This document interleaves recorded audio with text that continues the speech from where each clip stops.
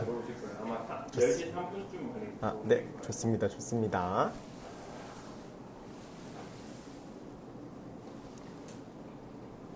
이거 화면 좀 그늘져 있는 것 같은데 불을 켜는 게 나을 것 같기도 한데요. 아니요, 이거는 아, 지금. 왔다 갔다 할 거라서. 아, 네.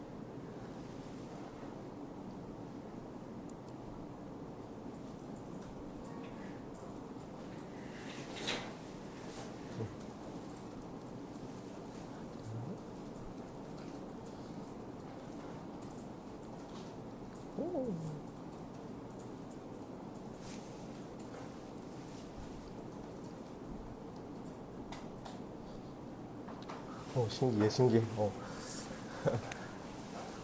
원래 갑자기 처음 보는 사람이 앉아 있어서 깜짝 놀라셨을 것 같습니다. 원래는 이 세미나 자주 들으시는 분들은 구준의 트레이너님이 앉아 계신 걸 기대하셨을 텐데 오늘은 제가 왔습니다.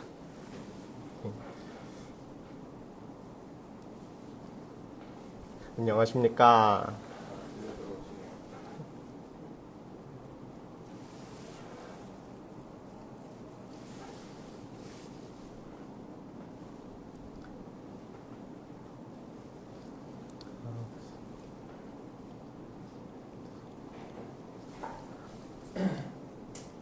안녕하십니까. 그럼 한 3분쯤 진행할까요? 아니면 지금 바로 네네. 조금씩? 알겠습니다. 저희 조금 기다리다가 10시 3분쯤에 바로 내용 쭉쭉쭉 진행해 보겠습니다. 목소리는 잘 들리실까요? 안녕하십니까.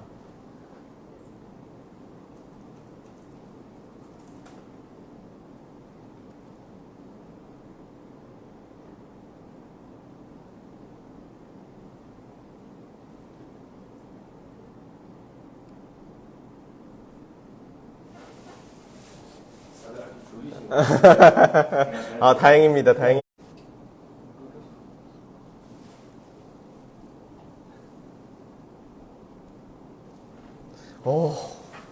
감동이군요. 감사합니다. 약간 더 어깨가 무거워졌는데요? 이 황금 주말에. 감사합니다, 진짜. 들어오고 있습니다. 좋습니다.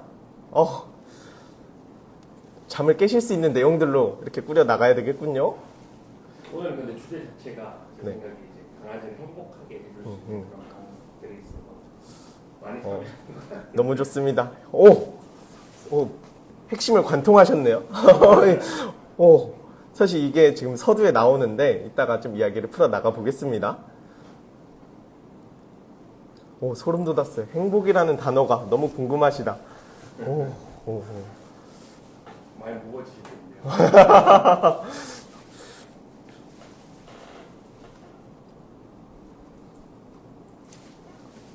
이제 오픈 시작해 보겠습니다. 안녕하십니까.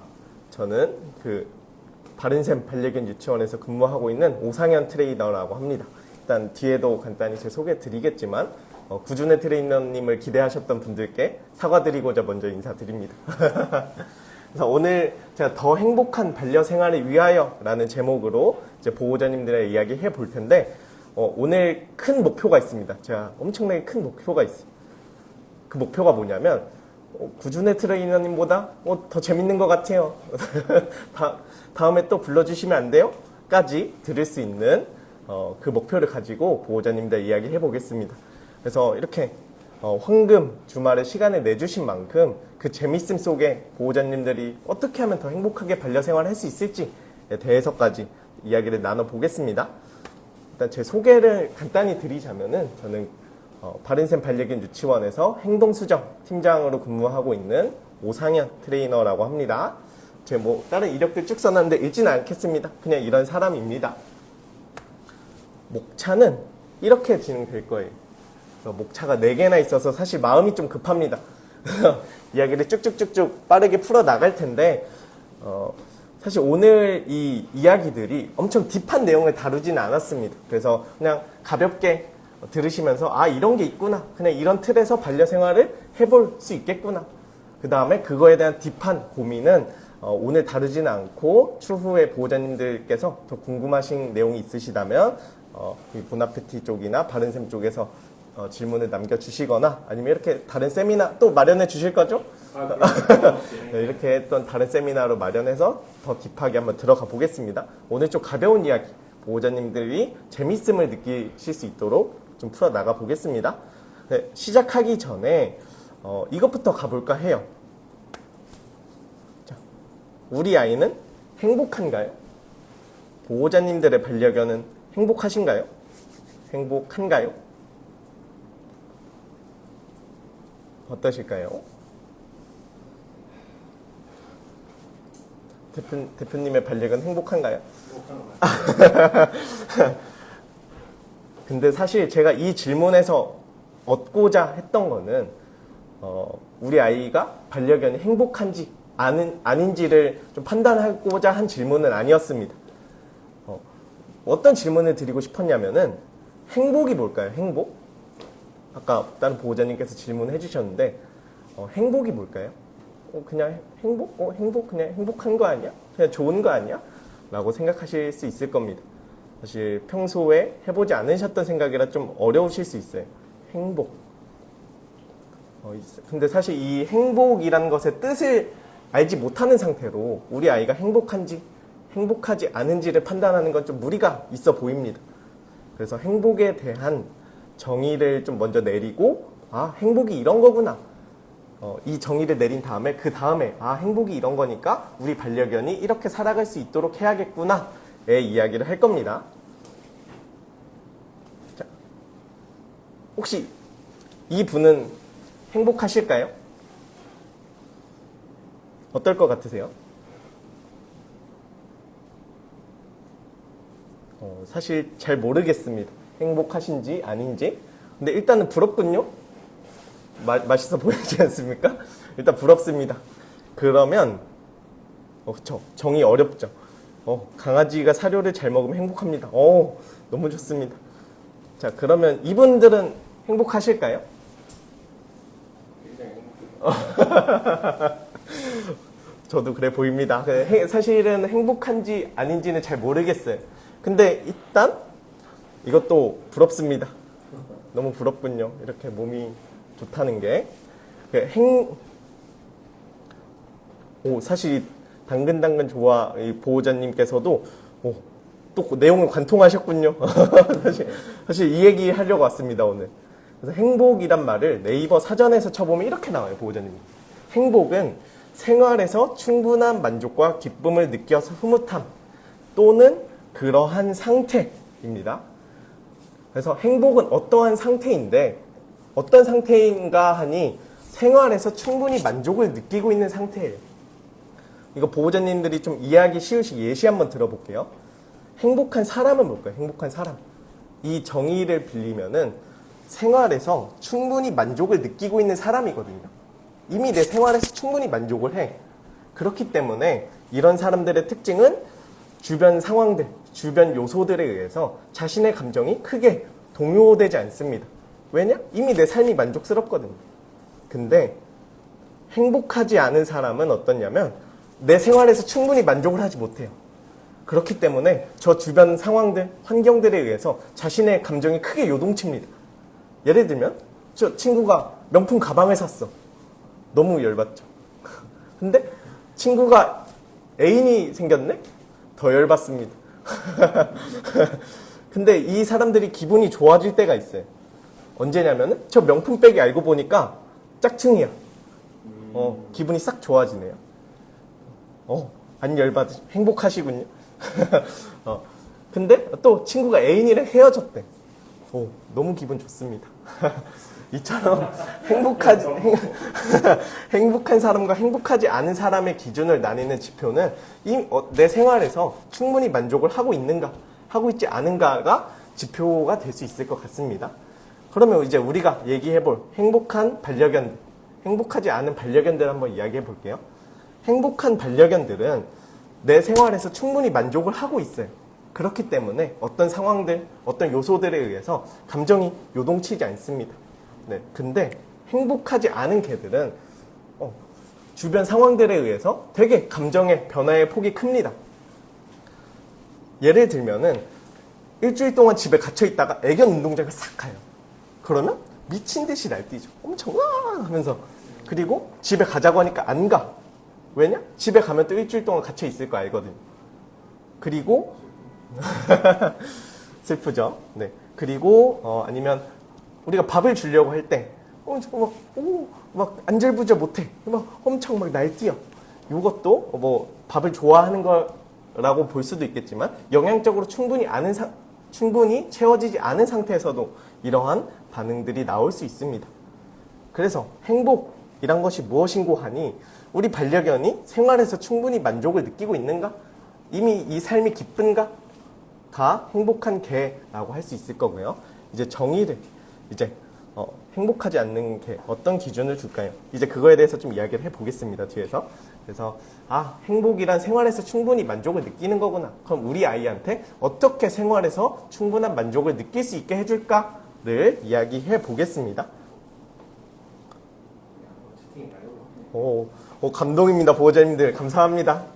네, 그래서 일단 목표는 이겁니다. 보호자님들. 여기 있는 노란색 전구처럼 어떤 상황에서도 그냥 내 생활에서 충분히 만족하고 그냥 편안한 상태로 있을 수 있도록 하는 거가 목표고 이걸 향해서 달려갈 겁니다. 근데 일단 왜 행복해야 할까부터 이야기할까 합니다. 이 지금 라이브 방송을 보고 계신 보호자님들은 이런 거 왜 얘기해? 강아지 당연히 행복해야 되는 거 아니야? 라고 생각하실 텐데 요 반려견을 키우지 않으시는 분들 또는 반려견을 키우심에도 여기까지 생각이 닿지 않으시는 분들이 계세요. 그래서 그분들한테는 좀 미주알 고주알 이렇게 이야기하면 좋겠지만 지금 이 방송을 보고 계신 분들한테는 깊게 이야기는 하지 않으려고 합니다. 그래서 그냥 간단한 제 생각 정도 한번 그냥 쓱 투척하고 이거는 빨리 넘어갈 거예요. 자, 요건 뭐냐면 17세기에 데카르트라는 사람이 동물기계론이라는 그 이론을 제시했습니다. 그거를 표현한 그림인데 이 동물기계론의 주요 이론이 뭐냐? 사람을 제외한 모든 동물은 잘 만들어진 기계다. 그죠? 그냥 정교한 기계다. 그래서 기계 뭐죠? 고통 느낄 수 없어요. 그 다음에 감정이란 것도 없습니다. 그래서 우리가 개에게 고통을 가했을 때 또는 강압적으로 했을 때 삐깅 소리 내잖아요. 근데 그게 그냥 단지 손목시계를 우리가 실수로 밟았을 때 나는 뽀각 거리는 소리랑 똑같은 이치다 라고 말을 합니다. 근데 사실 지금 말도 안 되는 거 아시죠, 보호자님들? 근데 이 17세기 당시에는 이 이론들이 꽤 받아들여졌어요.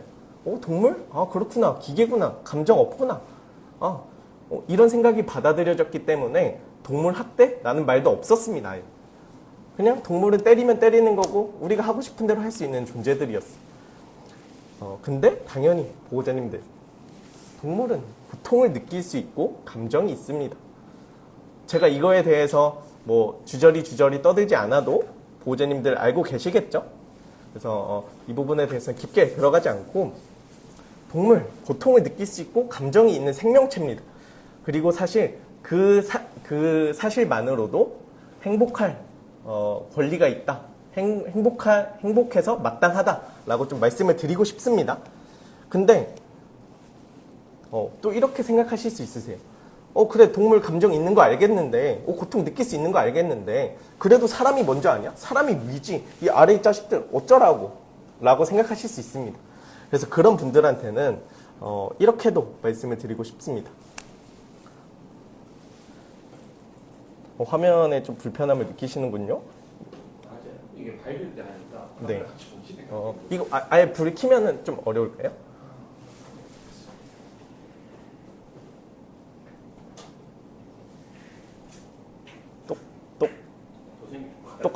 똑같군요. 마음이 아파요. 제가 최대한 잘 읽어드리겠습니다, 보호자님들. 그래서 그래, 동물 감정이 있고 뭐 사람 그거 알겠는데 사람이 위지 뭐 어쩌라고 이렇게 하시는 분들께는 이런 이야기를 좀 드리고 싶습니다.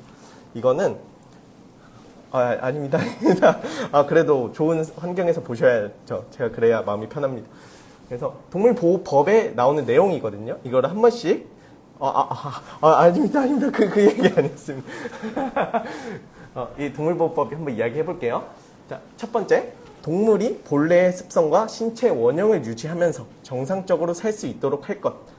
그 다음에 동물이 정상적인 행동을 표현할 수 있고 불편함을 겪지 아니하도록 할 것. 동물이 공포와 스트레스를 받지 아니하도록 할 것. 이런 문장들이 있는데 이 문장을 사실 한 줄로 정리를 하면은 동물은 행복해야 한다라는 뜻을 갖고 있을 겁니다.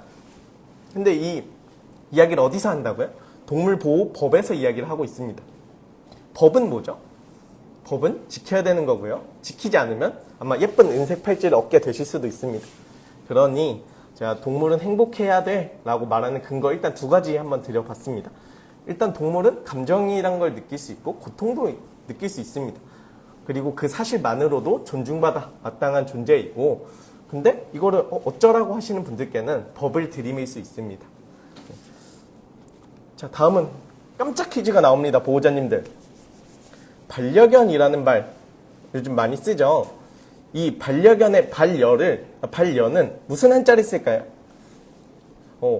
이 선착순이 아니라 이 정답을 말해주신 분께 추첨을 통해서 보나페티에서 상품을 제공해 주신다고 하십니다. 네이버 사전 쳐보셔도 됩니다. 이거 어려운 문제라서 반려견의 반려견의 반려는 무슨 한자를 쓸까요? 사실 그냥 반려 많이 사용하시는 말인데 이 어떤 한자인지는 잘 생각 못 해보셨죠? 빨리 네이버 검색하고 와주십시오. 좋습니다. 저게 무슨 한자일까요?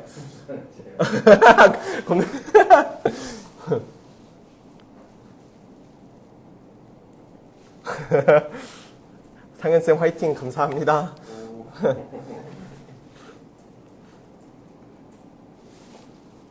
오, 짝반짝녀. 이거 빨리 동일하게 써주십시오. 그래야 선착순으로 추첨해 주실 겁니다. 선착순이 아닐 겁니다. 짝반짝녀. 짝반짝녀가 정답이니까 써주십시오, 댓글에.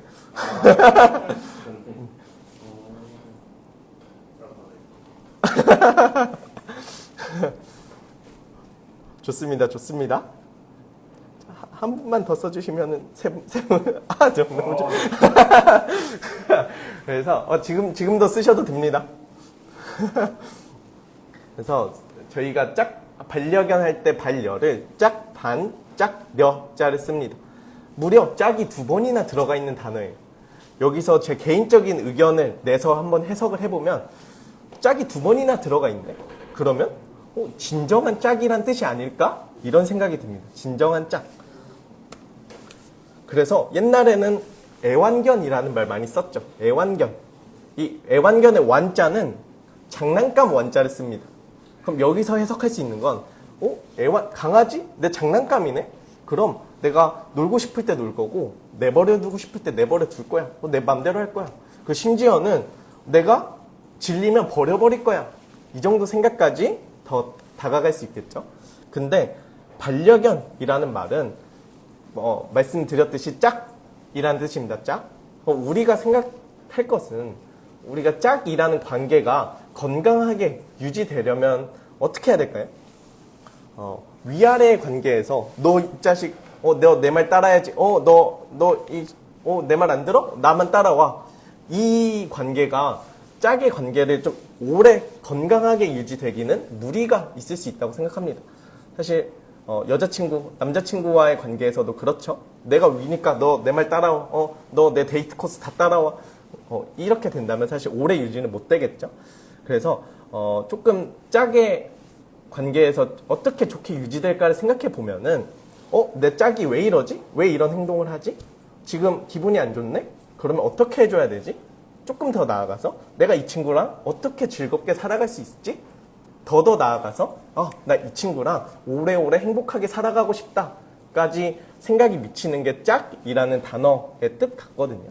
그래서 이제 반려견이라는 말을 많이 쓰기 시작했으니 반려견은 내 짝이구나. 그러면 내가 이 친구랑 어떻게 행복하게 살아갈 수 있을지에 대해서 고민하는 과정이라고 생각이 들고요. 어떻게 행복하게 살아갈 수 있을지를 제가 이제 이야기해 보겠습니다. 근데 이제 많은 반려견들이 행복해야 될 텐데 사실 많은 반려견들이 불행한 상태에 놓여 있는 친구들이 많습니다. 그래서 일단 행복을 추구하기 전에 불행에 대해서 한번 이야기를 해볼까 합니다. 선물은 명품 백인가요? 자, 왜 불행할까에 대해서 이야기해보면 여기서도 목차 2가지 정도가 나올 겁니다. 첫 번째는 개는 개입니다. 그 다음에 소통의 부재에 대해서 이야기할 건데 제가 이 목차마다 드리고 싶은 메시지가 있어요. 근데 그 메시지는 이 내용들 다 말씀드린 다음에 끝에서 말씀을 드려보겠습니다. 자, 첫 번째, 개는 개입니다. 라는 걸 이야기해 볼 건데 이 사진들은 뭐냐면 사람의 입장에서는 꽤 좋은 것들이에요. 사람의 입장에서 생각해보면 이거 좋지 라고 생각할 수 있는데 개 입장에서 생각해보면 반려견들을 불행하게 만들 수 있는 것들입니다. 하나씩 이야기를 해보면은 자, 이거는 개들 간의 인사를 표현을 한 사진입니다. 이제 보호자님들 산책하시다가 저기 강아지 있다.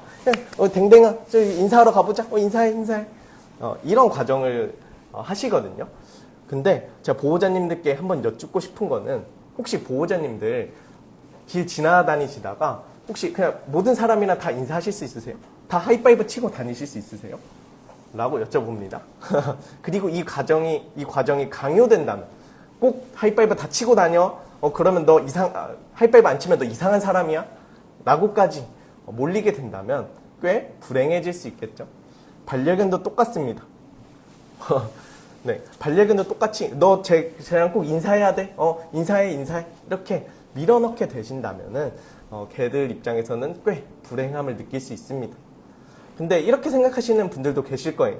우리 반려견은 인사하는 거 좋아해요. 그러니까 인사시켜도 돼요. 라고 생각하실 수 있는데 상대 보호자가 좋아하지 않을 수 있습니다.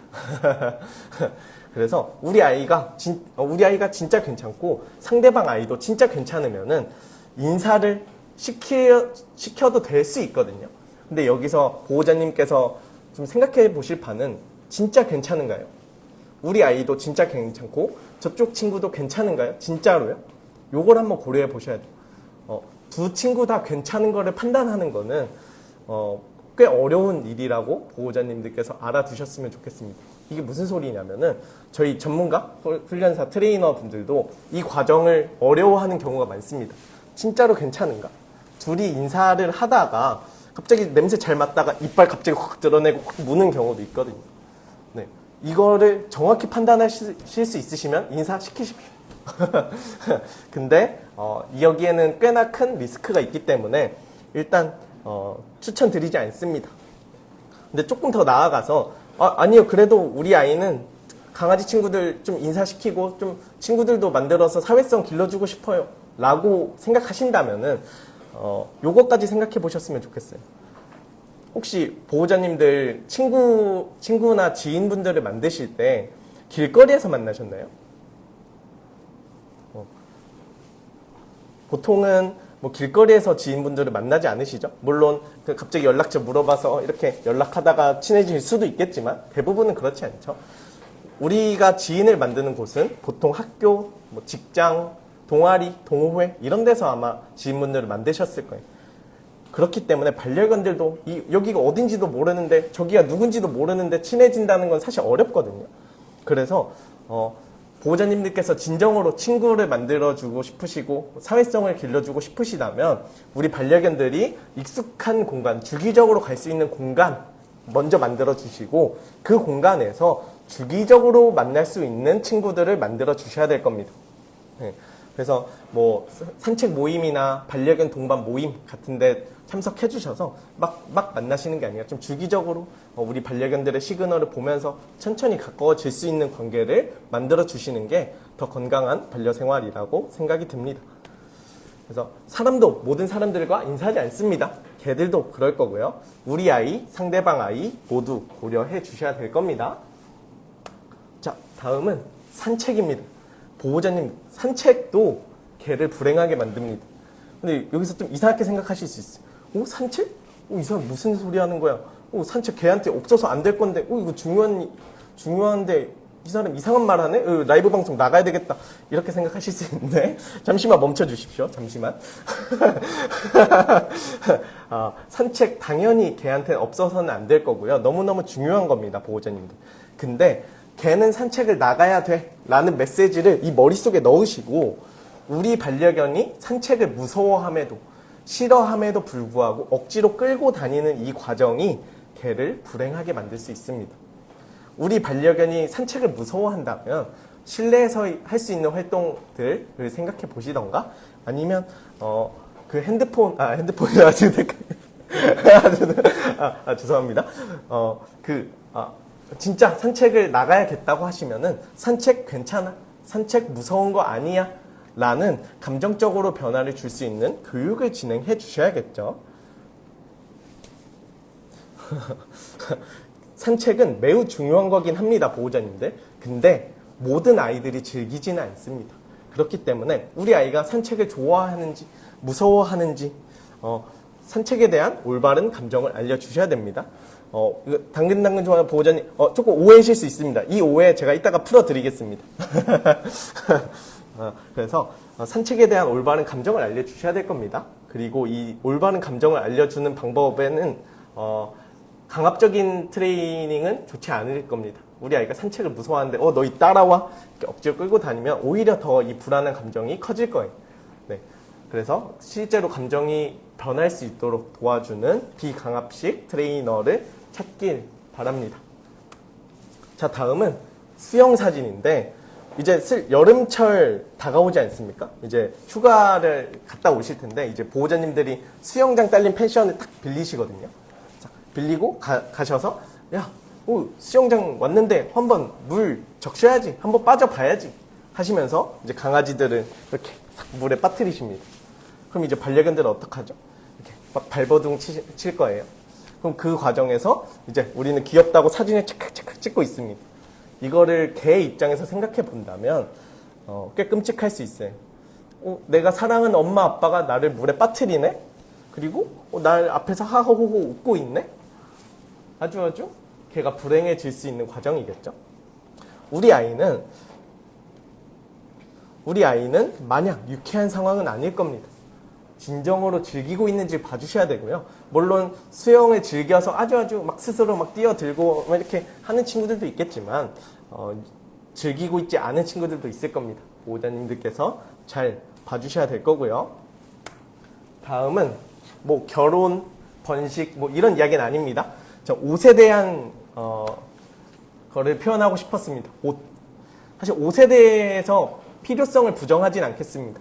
추울 때 우리 아이들의 온도를 조절해주고 해충도 방지해주고 심지어 더울 때도 옷을 입혀서 체온을 조절할 수 있습니다. 근데 제가 여기서 좀 걱정되는 바는 그 옷의 필요성을 넘어서서 우리 아이가 귀여워 보이고 치장을 희망하고 소위 저희가 액세서리라고 말하는 것들의 목적으로 옷을 입히고 계시지 계시지 않은가라는 거를 좀 생각해 보셨으면 좋겠다라고 말씀을 드립니다. 물론 옷의 중요성은 필요합니다. 옷은 필요한데 진짜 우리 아이가 이거를 이 필요성에 맞게 입고 있는가? 그리고 조금 더 나아가서 우리 아이가 추워서 옷을 입혀. 근데 이것까지 생각해 보셨으면 좋겠어요. 우리 아이가 진짜 추워해? 까지. 우리 아이는 멋진 털옷을 입고 있지 않습니까? 근데 이 털옷을 입고도 추울까요? 까지 고민하셨으면 좋겠습니다. 네, 그래서 옷을 적절한 용도를 위해서 입혀주십시오. 그리고 덥거나 춥거나 뭐 해충 때문이 아니라 우리 아이가 귀여워 보이고 싶어서 입히신다면 그거는 욕심일 수 있습니다. 근데 물론 어릴 때부터 차근차근히 이렇게 입는 걸 연습하면서 교육을 시켜주시면 괜찮습니다. 사람의 사리사욕도 뭐 필요할 수 있으니까요. 근데 우리 아이가 불편함에도 싫어함에도 옷을 입히는 거는 우리 반려견을 불행한 상태에 놓을 수 있다 라고 이해해 주시면 좋을 것 같습니다.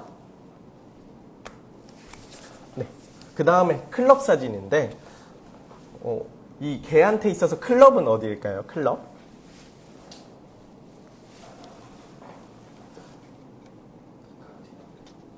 강아지 카페? 좋아요. 운동장. 맞습니다. 그래서 이제 보호자님들이 우리 아이들을 운동장에 이렇게 딱 데려가서 딱 목줄 탁 풀으시죠. 그리고 놀아 가서 놀아. 근데 이때 잘 놀면 아주 다행이에요. 근데 못 놀고 그냥 쭈뼛쭈뼛 이러고 있는 친구들이 있어요. 그러면 이런 반려견들을 보고 너 왜 그래? 왜 걔랑 못 놀아? 너 이상해? 너 걔 맞아? 이렇게까지 말씀하시는 보호자님들이 실제로 있습니다. 저는 이런 보호자님들한테 어떤 말씀을 드리냐면은 보호자님들 혹시 학교 다니실 때 밖에서 축구 좋아하는 친구 있었죠? 근데 반대로 집에서 교실에서 책 읽는 거 좋아하는 친구도 있지 않았습니까? 이 친구들을 정상, 비정상으로 구분할 수 있나요? 쉽지 않죠. 그냥 이 친구는 축구 좋아하는 친구고 이 친구는 책 읽는 거 좋아하는 친구예요. 반려견들도 똑같이 친구들이랑 노는 거 좋아하는 친구도 있을 거고 혼자만의 시간 아니면 보호자님의 시간을 좋아하는 친구들도 있을 겁니다. 그래서 보호자님들께서 먼저 해주실 부분은 우리 아이가 어떤 걸 좋아하지? 를 먼저 파악을 하셔야 돼요. 그리고 파악으로 끝나는 게 아니라 그거를 존중해 주셔야 되는 겁니다. 오케이. 우리 아이 친구들이랑 노는 거 좋아하네? 좋아. 오케이. 우리 아이 혼자 노는 거 좋아하네? 오케이. 이거 존중해 주시는 게 행복한 반려 생활을 위해 첫 걸음이라고 생각을 합니다. 모든 사람이 클럽에 대한 호불호를 가지고 있을 겁니다. 저는 불호입니다. 근데 걔들도 똑같이 친구들이랑 노는 거 좋아하는 친구 또는 혼자만의 시간 좋아하는 친구도 있을 거고요. 그리고 이거를 강요하게 된다면 너 책 읽는 거 좋아해도 그래 가서 축구해 이렇게 강요하게 된다면 걔들은 꽤 불행할 수 있을 겁니다. 그래서 아이의 성향을 먼저 파악해 주시고 그거를 존중해 주시는 것까지가 이제 행복한 반려생활을 위한 첫 걸음일 겁니다. 우리 아이는 어떤 아이지? 이거를 먼저 고민해 주셨으면 좋겠습니다. 자, 조금 더 나아가서 이 반려견 시장이 커지고 있음을 느끼고 있는 게 반려견이랑 같이 갈 수 있는 공간이 엄청 많아졌거든요. 뭐 영화관, 찜질방, 눈썰 매장, 패키지 여행. 이 반려견 시장이 커지고 있는 게 긍정적으로 생각이 들지만 근데 그 와중에 걱정스러운 부분도 있습니다. 뭐냐면 진짜 영화관? 뭐 보호자님들은 사실 좋으실 수 있어요. 우리 강아지랑 같이 영화 보는 거 즐거우실 수 있는데 걔들이 진짜 이 상황을 편안히 느끼는가? 이 상황에서 불안함 또는 불편함을 느끼지는 않는가? 그리고 우리 아이가 불편함에도 이 사람의 욕심 때문에 우리 아이를 끌고 다니진 않는가까지 조금 걱정이 됩니다. 그래서 보호자님들께서 해주셔야 될 부분은 이 목차의 제목처럼 개는 개입니다. 사람이 즐기는 모든 것들을 개는 즐기지 않을 수도 있습니다. 그렇기 때문에 이 사람의 틀에 개를 끼워 맞추시기보다는 우리 아이가 이런 성향을 갖고 있구나, 이런 상황이 불편하구나를 파악해 주셔서 그거에 맞게 이제 반려 생활을 해주시는 게 일단 좋을 것 같습니다. 이런 게 강요가 된다면 개들은 꽤 불행한 삶을 살고 있을 수 있습니다. 자, 그 다음에 소통의 부재에 대해서 이야기를 해볼 건데 이거 한번 카톡 내용을 볼까요? 나 고등학교 친구들 오랜만에 만나서 나중에 연락할게. 1시 반에 보냈습니다. 1시 반에. 근데 카톡 답장이 있습니다. 응, 알았어. 좋은 시간 보내. 아직도 친구들이랑 있어? 언제 들어가? 아직까지 놀아? 카톡 답장할 시간도 없어? 마지막 카톡이 9시 반입니다. 보호자님들. 잘 안 보이실 수도 있겠지만 8시간 동안은 카톡 답장이 없었어요. 만약에 애인이 이렇게 연락한다면 너무 화낼 것 같지 않습니까? 제 여자친구가 만약에 이런다면 너무 스트레스 받을 것 같습니다. 근데 사실 반려견들도 저희한테 계속 말을 하고 있습니다. 계속 카톡을 보내고 있어요. 나 힘들어. 나 불편해. 나 스트레스 받아. 나 싫어. 나 지금 도망치고 싶어. 이렇게 말을 계속 하고 있음에도 불구하고 우리가 그 카톡을 읽지 않고 답장을 해주지 않는다면 반려견 입장에서 꽤 스트레스를 받을 수 있습니다. 물론 이 카톡을 우리 반려견의 카톡을 보고 잘 답장해 주시는 분들도 계실 겁니다. 너 불편하구나. 그럼 어떻게 해줄게. 해주시는 분들도 계시지만 이런 분도 계실 것 같아요. 우리 반려견이 카톡을 하네? 오케이. 나 이렇게 카톡 답장해야지. 라고 생각하실 수 있는데 제가 경계하는 부분은 요런 부분이 조금 경계스럽습니다. 혹시 이 도깨비의 표정이 어때 보이시나요?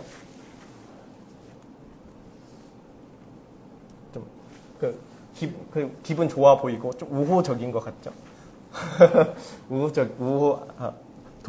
비동의이십니까?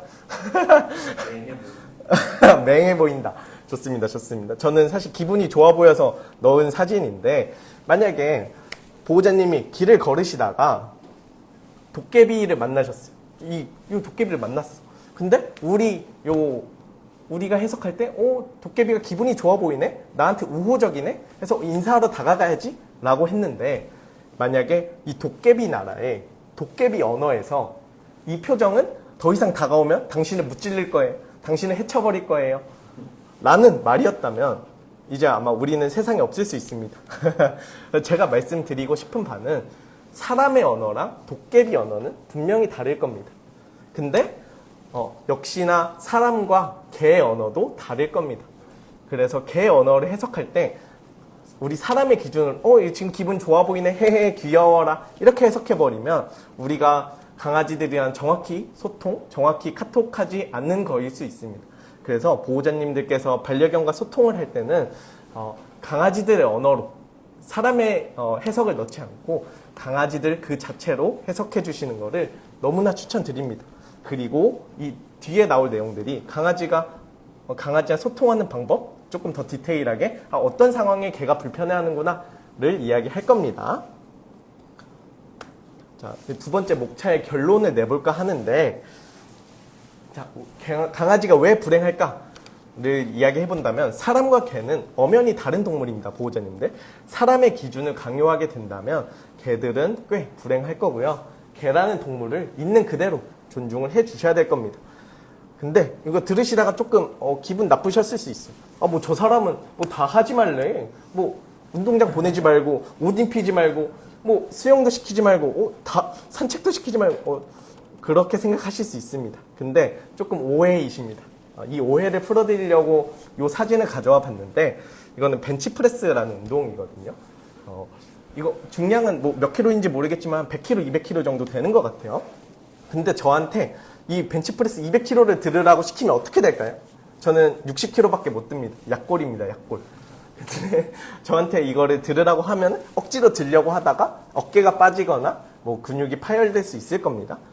물론 벤치프레스 200kg를 드는 거는 너무나 멋진 일일 거예요. 근데 저같이 약골한테 이런 거를 억지로 강요하게 된다면 꽤나 큰 부작용들이 생길 겁니다. 물론 제가 예시를 들었던 운동장 가서 잘 놀면 너무 좋죠. 옷 잘 입으면 너무 좋을 거예요.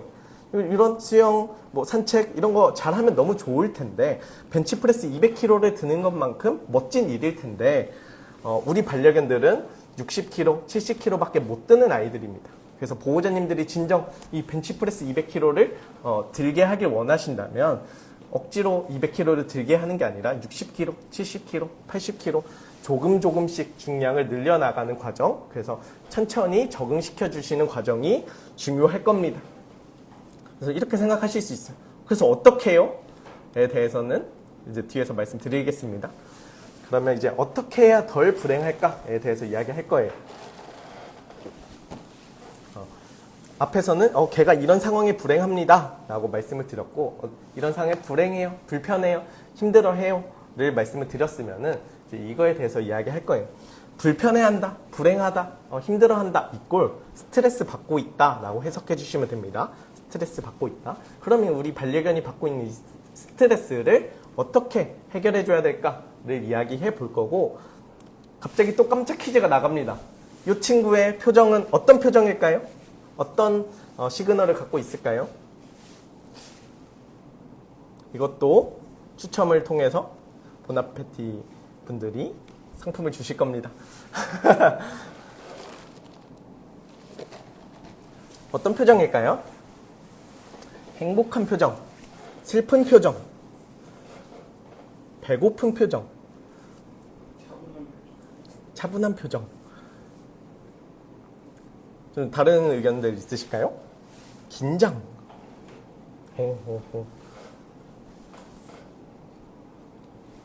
자, 정답을 말씀드리면 슬픈 표정과 긴장이 맞는 정답입니다.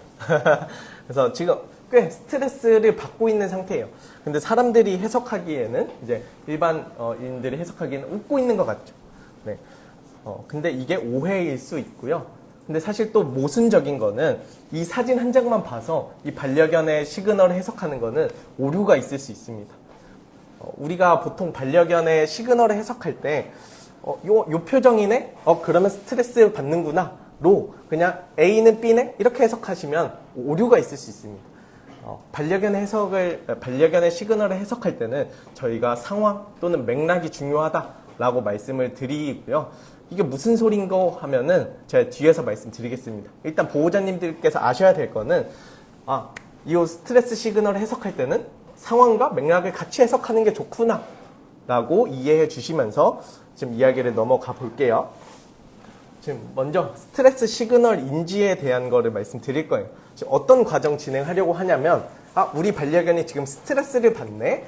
그러면 어떻게 해줘야지를 이야기할 건데 먼저 하실 거는 지금 우리 반려견이 스트레스를 받네? 이거 먼저 이야기할 겁니다. 스트레스가 어떤 데의 스트레스 상황인지. 자, 첫 번째는 하품하기 시그널입니다. 하품하기. 하품하는 것도 스트레스 시그널일 수 있습니다. 보호자님들. 근데 아까 제가 여기서 말씀드렸듯이 이 스트레스 시그널을 해석할 때는 맥락이란 게 중요하거든요. 사실 이 사진은 제 반려견 대영이의 사진인데 지금 침대 위에 올라가서 자기 전에 하품하는 겁니다. 네.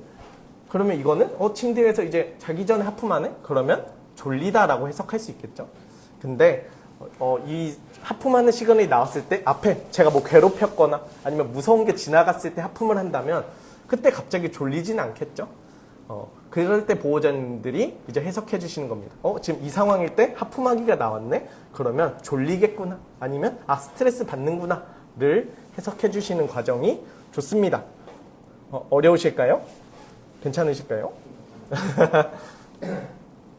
자, 다음은 요 예쁘게 웃는 듯한 시그널인데 저도 사실 사람인지라 요 대영이를 이렇게 이쁜 데다 올려두고 사진을 찍고 싶거든요. 사진 이렇게 찍다 보면은 대영이가 이렇게 웃는 표정을 짓습니다.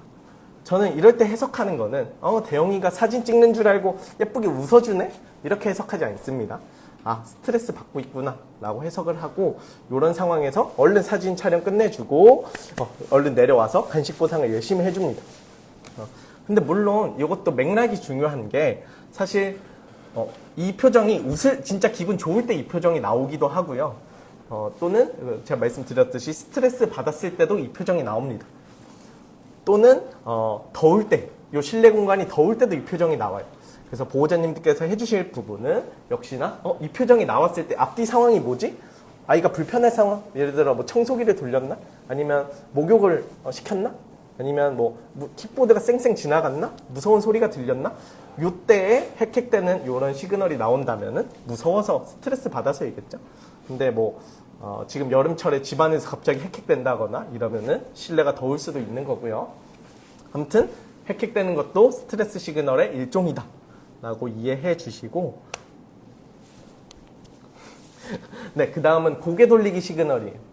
요거는 무슨 상황이냐면 제 친구가 대영이한테 간식을 주려고 이렇게 싹 앞으로 다가온 겁니다.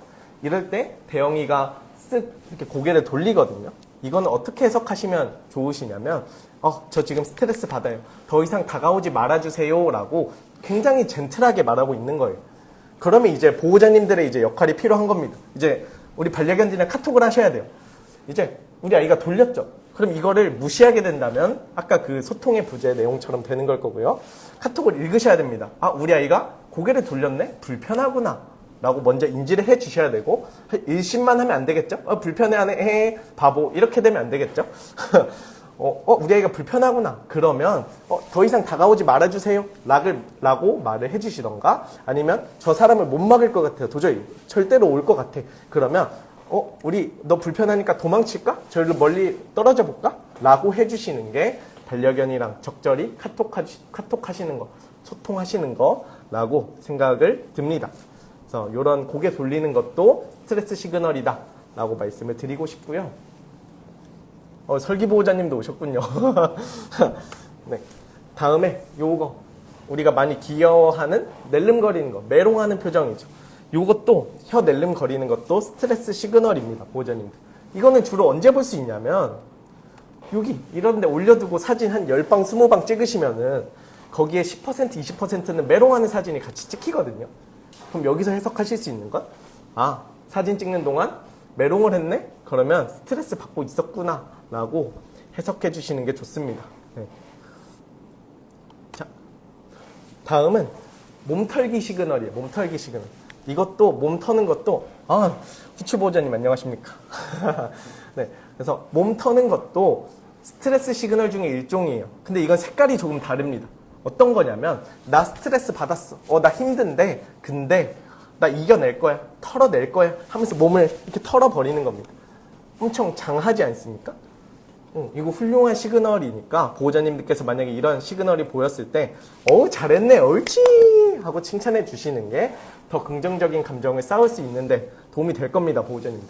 몸 터는 시그널, 스트레스 시그널인데 극복하려는 시그널이다 라고 이해해 주시고, 다음은 제일 중요한 이빨 드러내기 시그널이 이빨 드러내기 시그널, 으르렁거리는 거. 근데 이제 많은 보호자님들이 걔가 으르렁거릴 때 이 자식이 감히 어디 이렇게 더 강압적으로 가시게 되시거든요. 이거를 먼저 되시거든요. 근데 사실 저희 비강압 트레이너 분들이 우리 반려견의 방문 교육이나 이런 유치원 상담 같은 거 할 때 걔가 으르렁거려요? 그런 소리를 듣는다면은 너무 다행이군요. 아주 훌륭한 개군요. 라고 말씀을 드립니다. 이게 무슨 소린고 하니 반려견들이 으르렁거린다는 거는 일단 반려견의 언어로 먼저 해석을 해보면은 저 당신과 싸우고 싶지 않아요. 더 이상 하지 말아주세요. 라고 굉장히 예의 있게 말해주는 겁니다. 보호자님들. 이걸 한번 예시를 들어볼게요. 예시. 언제든 쏠 수 있는 총을 갖고 있는 사람이 있어요. 근데 이 사람이 너 쏠 거야? 쏠 거야? 협박만 한다면 참 다행이지 않습니까? 근데 여기 협박을 하다가 저 사람이 어쨌든 다가와. 그 협박을 했음에도 다가와. 그럼 어쨌든 쏘겠죠. 근데 이 상황이 만약 반복돼. 쏠 거야 했는데 계속 다가와. 쏘고 반복이 되면은 저 사람이 보이기만 해도 내가 뭘 말해도 어차피 다가오겠지. 그냥 저 사람 보이자마자 쏴버려야 되겠다. 이런 식으로 흘러갈 거예요. 이거를 이제 개의 상황으로 좀 대입해 볼게요. 우리 반려견들은 사실 언제든지 물 수 있는 멋진 이빨을 갖고 있습니다. 엄청나게 단단하죠. 근데 이거를 바로 사용하지 않고 물 거야 라고 협박만 한다면 참 다행이지 않습니까?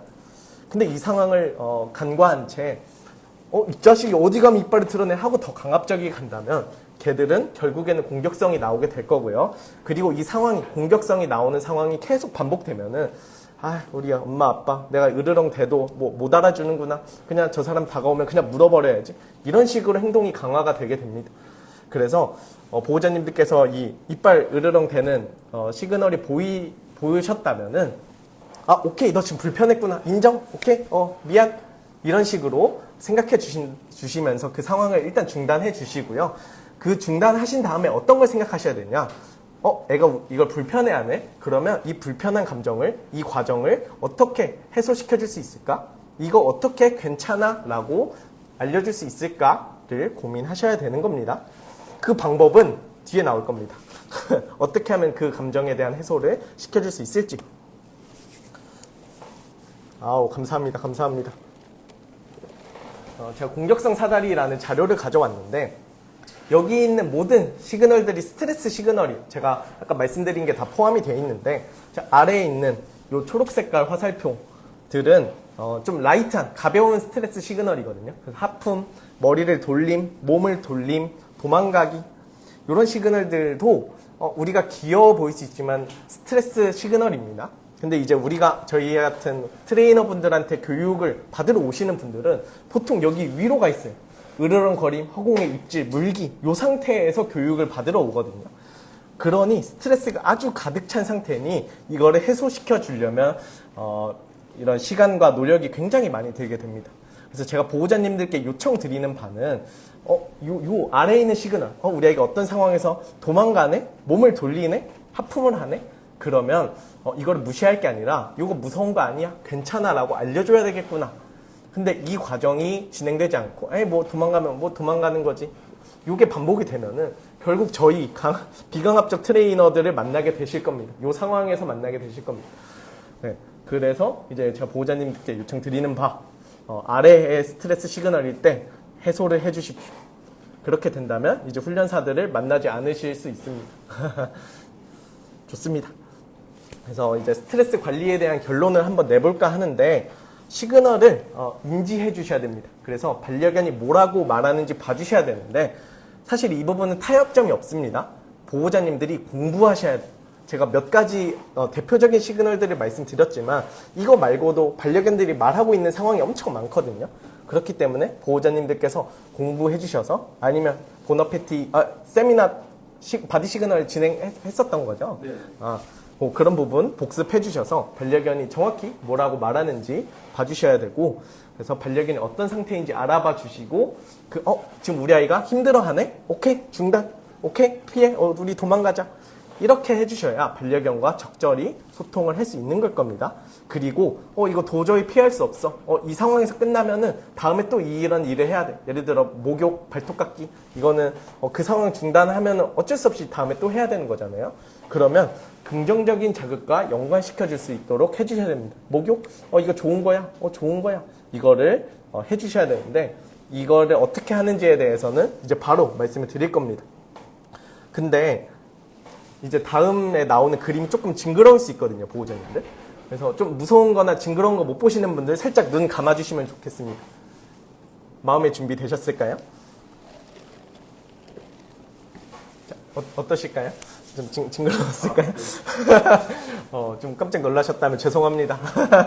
혹시 보호자님들 바퀴벌레 싫어하실까요? 바퀴벌레?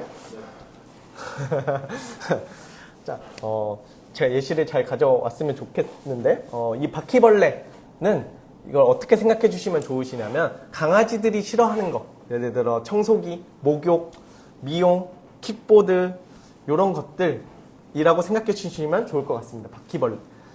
그러면 이제 이 바퀴벌레에 대한 감정을 바꿀 수 있는 방법을 몇 가지 설명드릴 거예요. 루이 보호자님도 오셨군요. 네. 그래서 이 바퀴벌레에 대한 감정을 바꿀 수 있는 방법은 두 가지 정도가 있을 것 같아요. 첫 번째는 이겁니다. 엄청 많아졌죠, 바퀴벌레가. 바퀴벌레에 대한 감정을 바꿀 수 있는 첫 번째 방법. 바퀴벌레를 싫어하는 사람을 원룸에 넣습니다. 원룸에. 그리고 바퀴벌레 1000마리를 같이 넣어두는 거예요. 끔찍하지 않습니까? 근데 10년이 지나고 20년이 지나고 언젠가는 바퀴벌레에 대한 감정이 무뎌질 수 있어요. 이거를 행동학에서는 홍수법이라고 하거든요. 홍수법.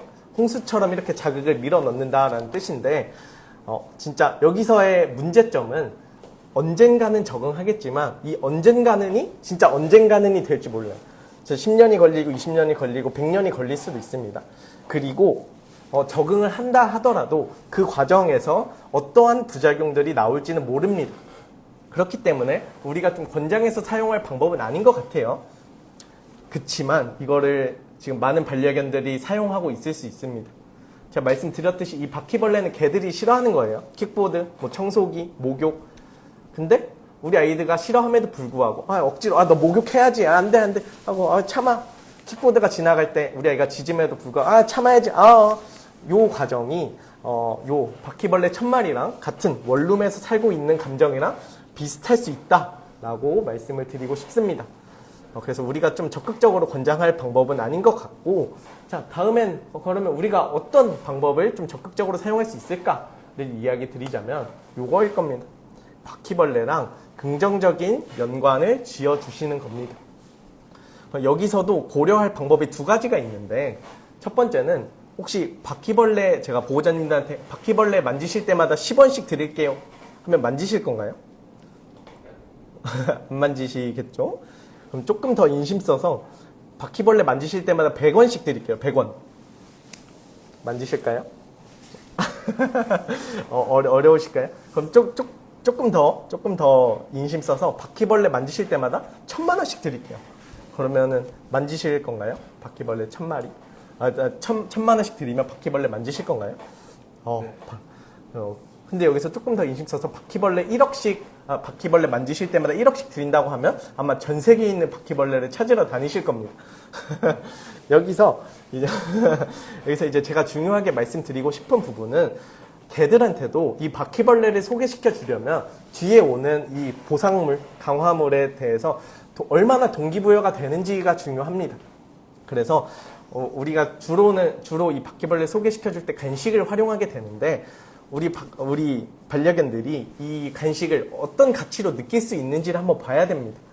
그래서 우리 반려견이 최고의 가치로 느낄 수 있는 간식을 활용해 주세요인데 제가 여기서 말씀드리는 바는 그럼 제일 맛있는 거 써주세요. 더 맛있는 거 써주세요. 더 맛있는 거 써주세요는 아닙니다. 결국에 이렇게 되면은 나중에 우리 강아지한테 삼겹살까지 구워줘야 되거든요. 그래서 제가 보통 이런 바퀴벌레를 소개시켜주는 교육을 할 때에는 식단 관리란 걸 요청을 드립니다. 식단 관리. 맞습니다. 플라스 닭가슴살, 수제 사료. 근데 실제로 잘 먹습니다, 아이들. 진짜로.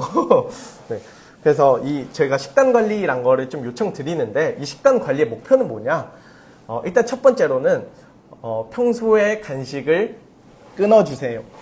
플러스, 집에서 그냥 밥그릇에 사료를 맛없고 딱딱한 건사료부터 잘 먹는 걸 연습해주세요 라고 말씀을 드립니다.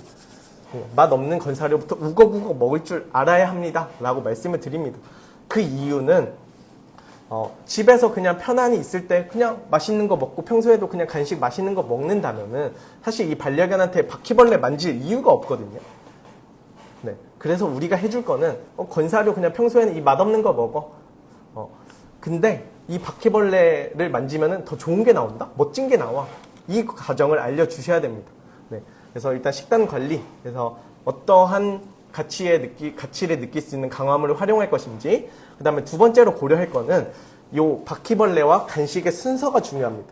이게 무슨 소린고 하니, 간식을 주고 바퀴벌레 만지게 하고, 간식을 주고 바퀴벌레 만지게 하고 한다면, 이 간식을 먹는 순간에, 나 이거 먹으면, 바퀴벌레 만져야 되는데, 이거 간식 별론데? 라고 생각이 들 수 있어요.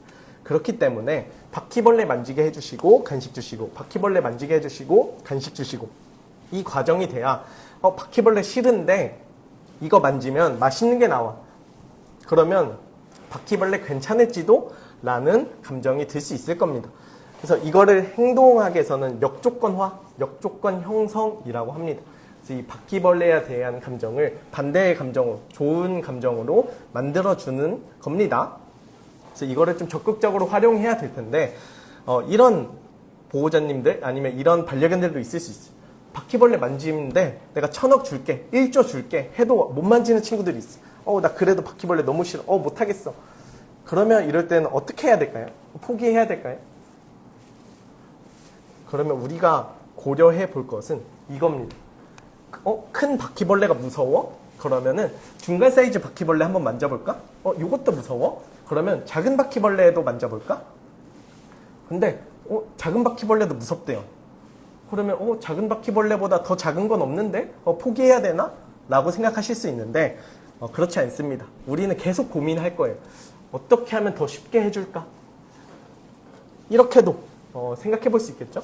작은 바퀴벌레 어려워? 그러면 머리만 똑 떼볼까? 이게 조금 더 무서울까요? 근데, 아무튼, 이 머리만 뗐는데도 이것도 어렵대. 그러면 더듬이를 똑 떼서, 이건 어때? 이거는 괜찮아? 라고 이제 연습을 해보는 겁니다, 보호자님. 근데, 더듬이는 괜찮대요. 그러면 이제 더듬이부터 시작하는 겁니다, 보호자님. 더듬이 몇 번 만지게 하니까 괜찮아. 그러면 더 난이도 올려서 머리 연습해볼까? 머리도 괜찮아지면은 작은 바퀴벌레, 그 다음에는 결국에는 큰 바퀴벌레까지 차근차근히 연습을 할 수 있겠죠. 징그러운, 좋습니다. 네. 그래서 이거를 행동학에서 둔감화라고 합니다. 보호자님. 둔감화. 많이 들어보셨을 거예요. 그래서 둔감화의 핵심은 우리 반려견들이 참을 수 있는 선에서 조금씩 자극을 올려가는 겁니다. 그래서 더듬이는 괜찮아? 오케이. 그럼 조금 더 올려볼까? 이거 괜찮아? 조금 더 올려볼까? 이 과정으로 우리는 바퀴벌레를 소개시켜 줄 수 있을 겁니다. 설명이 귀에 쏙쏙 들어오네요. 감사합니다. 그래서 이거를 저희는 보통 이 역조건화, 간식이를 연관시켜 주는 거랑 둔감화를 같이 쓰게 됩니다. 그래서 더듬이 만졌을 때 간식, 더듬이 만졌을 때 간식, 그 다음 이건 괜찮네? 그러면 이거 다음에 간식. 이런 식으로 바퀴벌레를 소개시켜 주고 있습니다. 보호자님. 근데 또 이렇게 생각하실 수 있어요. 바퀴벌레, 그래, 바퀴벌레, 이해됐어. 근데 실전에서는 어떻게 하라고요? 이거 뭐 어떻게 와닿지 않는데요? 라고 생각하실 수도 있어서 제가 좀 실전 예시를 한번 가져와 봤습니다. 청소기를 싫어하는 반려견들도 꽤 많거든요. 근데 좀 케이스들이 달라요. 요 소리 안 킨 상태에서 이거 미는 거는 괜찮은데 소리만 키면은 갑자기 달려들어요. 또는 조금 더 심한 케이스는 청소기를 가지러 가기만 해도 달려들어요. 짖어요. 흥분해요. 라고 하는 친구들이 있어요. 그러면 보호자님들께서 먼저 해주실 바는 우리 아이가 어디서부터 괜찮지? 를 먼저 봐주셔야 됩니다. 우리 아이는 이거는 괜찮은데 소리를 무서워하네? 아니면 우리 아이는 몇 발자국 가는 거를 무서워하네? 요거 먼저 판단해 주셔야 됩니다.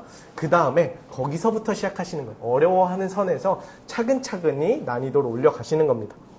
그래서 예시를 한번 들어볼게요. 우리 반려견이 청소기 쪽으로 다가가기만 해도 흥분해요 라고 하는 케이스에서는 몇 발자국까지는 우리 아이가 참을 수 있지? 또 봐주셔야 됩니다. 4발자국까지 갔는데 괜찮아. 근데 5발자국부터 흥분해. 그러면 4발자국 먼저 해주시는 겁니다. 그래서 청소기 쪽으로 4발자국 갔어요. 근데 우리 아이가 차분하네요. 그럼 다시 돌아와서 보상해 주실 거예요. 4발자국 갔다가 너한테 돌아오니까 간식이 나온다? 이 과정 괜찮을걸? 이라고 알려주시면서 그 다음에 4발자국 갔는데 괜찮아서 조금 난이도를 올려봤어요. 그래서 5발자국을 갔는데 아이가 여전히 흥분하면서 짖습니다. 그러면 우리는 어떻게 하면 더 쉽게, 어떻게 하면 더 난이도를 쪼갤 수 있을까를 고민할 거예요. 4발자국 다음에 4발자국 반을 걸어오는 겁니다. 4발자국 하고 앞으로 조금. 그 다음에 우리 아이가 괜찮아요. 4.5발자국은. 그러면 돌아와서 보상해 주실 거예요. 이 과정으로 4.5발자국, 4.6발자국, 4.7발자국, 결국에는 5발자국, 6, 7, 결국에는 청소기 만지는 것까지 이제 그렇게 단계를 세분화해 주시는 겁니다. 핵심은 난이도는 반려견이 정합니다. 보호자님들. 어려우실 겁니다. 그래서 사실 이 난이도 조절하는 게 보호자님들이 직접 해보기는 어려우실 수 있습니다. 그래서 한번 긍정강화 트레이너들, 비강압적인 트레이너들과 이 경험을 한번 해보셨으면 좋겠어요. 더 쉽게가 무슨 말이지? 이 난이도를 조절하는 게 어떤 말인지를 한번 경험해보셨으면 좋겠다는 생각이 있습니다. 네. 그래서 일단 핵심은 난이도는 반려견이 정합니다. 너 이 자식아, 너 이것도 못 참으면 어떡해? 너 이거 바보야? 가 아니라, 우리 아이가 어려워하는구나. 그러면 이 선에서 연습해야겠구나.를 먼저 존중해 주셔야 됩니다. 그래서 거기서부터 연습하시는 거고, 여기 플러스 15는 마이너스 1이라고 써져 있네요. 이거는 뭔고하니, 우리가 이러한 과정으로 아무리 걔들한테 좋은 감정을 15번을 쌓아준다고 하더라도, 싫은 감정 한 번이면 그게 말짱 도루묵이 됩니다. 그래서 여기서 좋은 감정을 쌓아주는 것도 좋지만 우리 반려견이 그 대상에 대해서 트라우마나 나쁜 감정이 들지 않도록 관리해 주시는 게 너무너무 중요합니다. 엄청 필요한 과정입니다. 자, 그래서 앞에서는 무슨 이야기 했었냐 하면은 우리 아이가 이 부분 싫어하네, 어떤 상황을 싫어하네, 그럼 그 상황에 대해서 감정을 바꿔주는 거를 진행을 했는데, 사실 제가 이제 여기서 말씀드릴 부분은 우리 아이가 싫은 게 아니더라도, 우리 아이가 불편하지 않더라도 더 세상을 긍정적으로 바라볼 수 있도록 해주세요를 말씀을 드릴 겁니다. 어떤 것이냐, 이 사진 어떻죠? 이 도시 사진 꽤 살기 좋아 보이지 않습니까? 뭐 교통 잘 돼 있을 것 같고, 뭐 맛집은 잘 모르겠지만 아무튼 반짝반짝 사람이 살기 좋아 보이죠? 근데 이러한 도시가 걔들한테 이런 곳일 수 있습니다. 사일런트 힐, 이거 공포 영화인데 전 안 봤습니다. 무서워서. 사일런트 힐 같은 곳일 수 있습니다. 그래서 어떤 골목길에서 어떤 괴물들, 킥보드, 뭐 자전거, 오토바이 이런 게 나올지 모르고, 주변에서 사이렌 삐뽀삐뽀 울리고, 어떤 막 깃발 펄럭펄럭, 뭐 이게 술집 앞에서 막 이게 춤추는 거 나오고, 이게 걔들이 보기에는 꽤 무서운 광경입니다. 보호자님들. 이런 공포 영화 같은 곳에서 살기 때문에 우리가 소위 말하는 반려견의 문제 행동들이 나오거든요. 뭐 짖음, 달려들기, 공격성.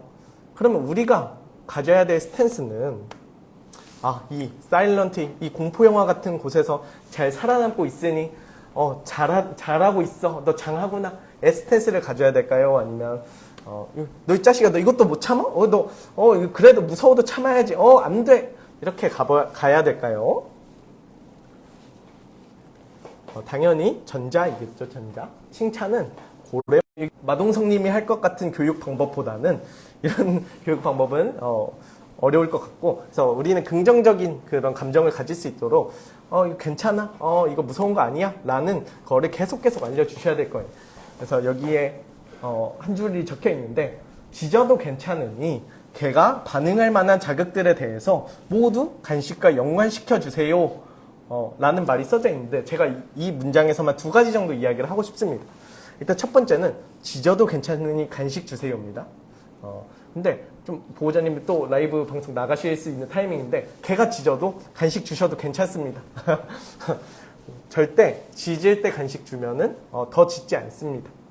조금 의아해 하실 수 있는데, 보통 제가 여기서 말하는 짖음이란 거는 우리 아이들이 도시에 살아가면서 어떤 거를 보고 불안해하고 무서워했을 때의 짖음을 말씀드리는 거예요.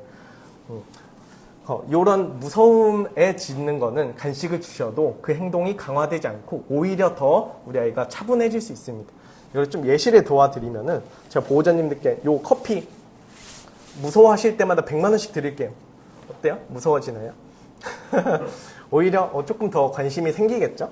이거는 똑같이 우리 아이한테 우리 반려견이 무서운 반응 때문에 짖는 거라면 간식을 주시는 게 너무나 중요합니다. 너무 좋습니다. 네. 만약에 짖었을 때 간식 주니까 더 짖는다? 그러면 바른샘을 고소해 주십시오. 괜찮습니다. 네. 그래서 우리 아이의 일단은 불안감 때문에 짖는 것이다 라고 먼저 생각해 주시고, 그 다음은 개가 반응할 만한 자극들에 대해서 모두 간식과 연관시켜 주세요. 여기서 말씀드리고 싶은 먹으면서 짖던데요. 요 부분은 아직 감정이 주체가 안 되는 거예요. 간식을 주심에도 다운되기 힘들어하는 겁니다. 그러니까 이렇게 생각해 주시면 좋아요. 불이 엄청 크게 나고 있어요. 그거를 보호자님께서 작게나마 소화기로 불을 꺼주시고 있는 겁니다. 이거를 한 번에 꺼지진 않겠죠? 조금씩 끄시는 겁니다. 조금씩. 네, 결국에는 불이 나지 않도록 해주시는 거고요. 그래서 개가 반응할 만한 자극들에 대해서 모두 간식과 연관시켜 주세요. 개가 짖어도 짖지 않아도 괜찮습니다. 예를 들어 자전거가 지나갔어요.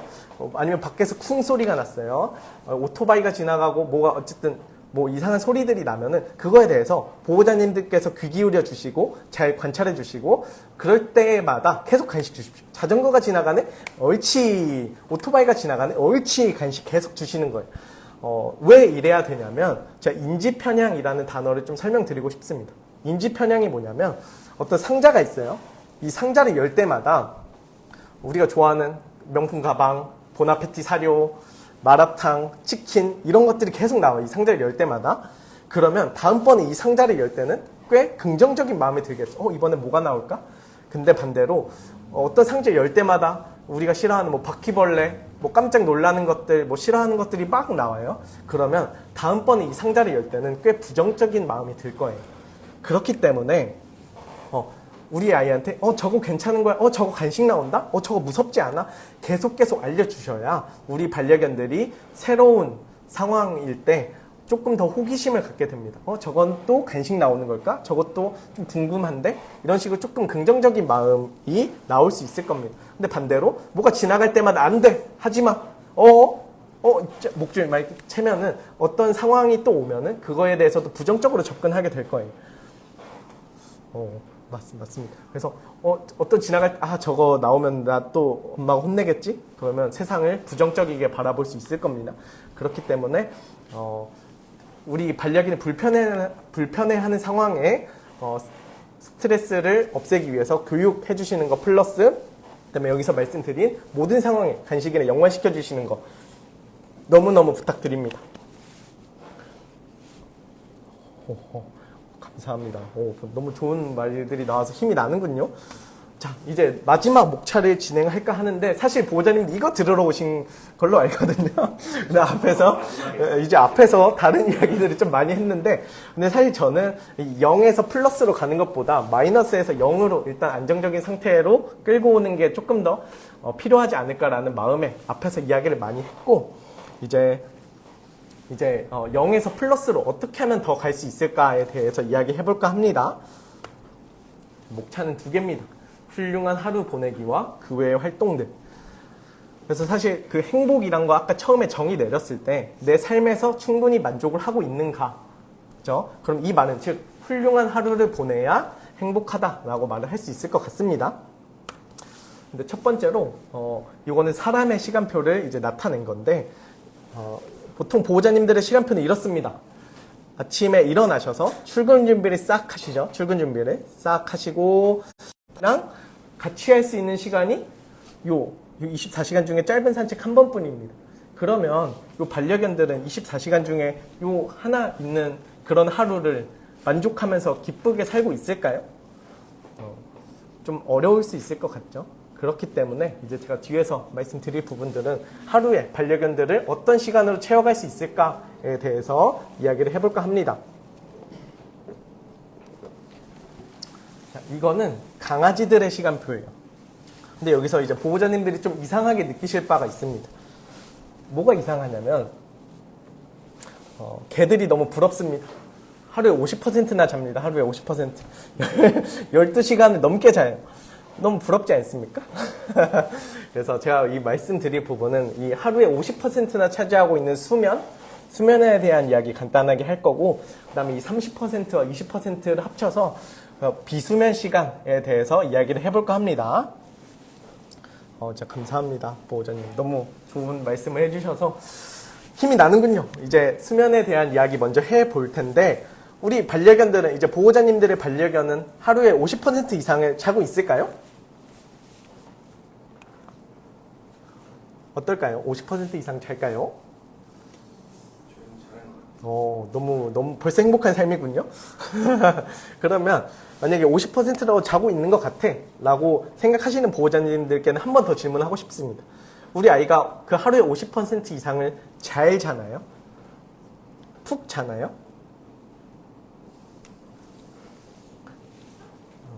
좀 습하시죠? 어려우시죠? 근데 사실 잘 잔다의 개념도 조금 모호한 것 같습니다. 잘 잔다가 뭐지? 근데 이제 많은 반려견들은 사실 하루에 50%의 수면 시간도 부족할 뿐더러 그 짧은 수면 시간에도 잘 못 자는 경우가 많습니다. 잘 못 자는 이유를 한번 생각해 보고자 하면 이런 것들이 있을 수 있어요. 첫 번째는 통증. 통증 때문에 사람도 그럴 거예요. 사람도 아프면 잘 못 자죠. 뭐 쓸개골이나 고관절 쪽이 아파서, 또는 이 내장 쪽 이슈, 위가 아프거나 이런 장 쪽이 아프거나, 또는 뭐 아토피, 알러지 같은 것들, 가려움증 때문에 잘 못 잘 수 있습니다. 그 다음에 활동량 부족. 사람도 사실 맨날 집에서 뒹굴뒹굴거리면 밤에 잠 잘 안 오지 않습니까? 저는 잘 옵니다만. 아무튼 활동량이 부족해서 잘 못 잘 수도 있습니다. 그 다음에 환경적 요소.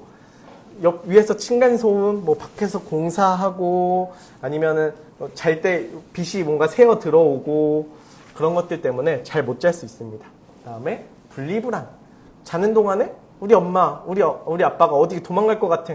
그러니까 계속 불안한 겁니다. 보호자님들 움직이는 순간마다. 그 다음에 보호자의 뒤척임. 우리 잘 때 이렇게 계속 움직이게 되죠. 그거에 대해서도 예민하게 반응하는 친구들이 있어요. 네, 그런 친구들한테도 잠을 못 자는 이유가 될 수 있을 겁니다.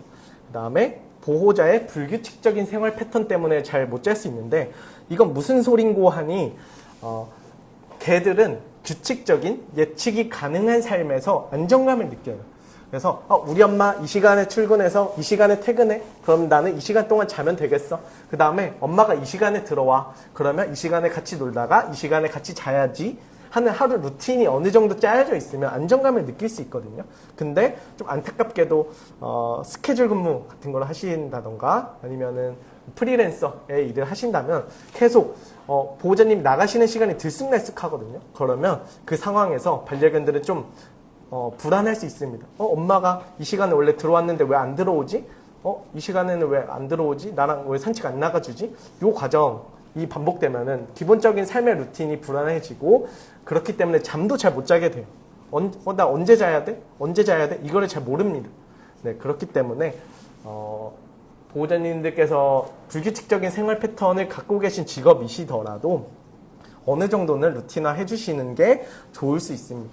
그 다음에 보호자의 괴롭힘 때문에도 못 잘 수 있습니다. 우리 사실 강아지들 잘 때가 제일 귀엽잖아요. 그런데 너무 만지고 싶죠. 그래서 이렇게 저도 욕심을 채울 때가 있는데, 그 과정이 개들을 좀 불안하게 할 수 있습니다. 이 잘 때 괴롭히면 그 순간에 못 자는 건 당연할 거고요. 조금 더 숲을 본다면 나 자는 동안에 또 괴롭힐 것 같아. 그래 나 잘 못 자겠어. 이런 식의 흐름 때문에 우리 아이들이 잘 못 잘 수 있습니다. 그래서 일단 우리 아이가 잘 못 잔다고 생각하신다면은 이런 요소들을 한번 파악해 보시는 게 좋은 것 같아요.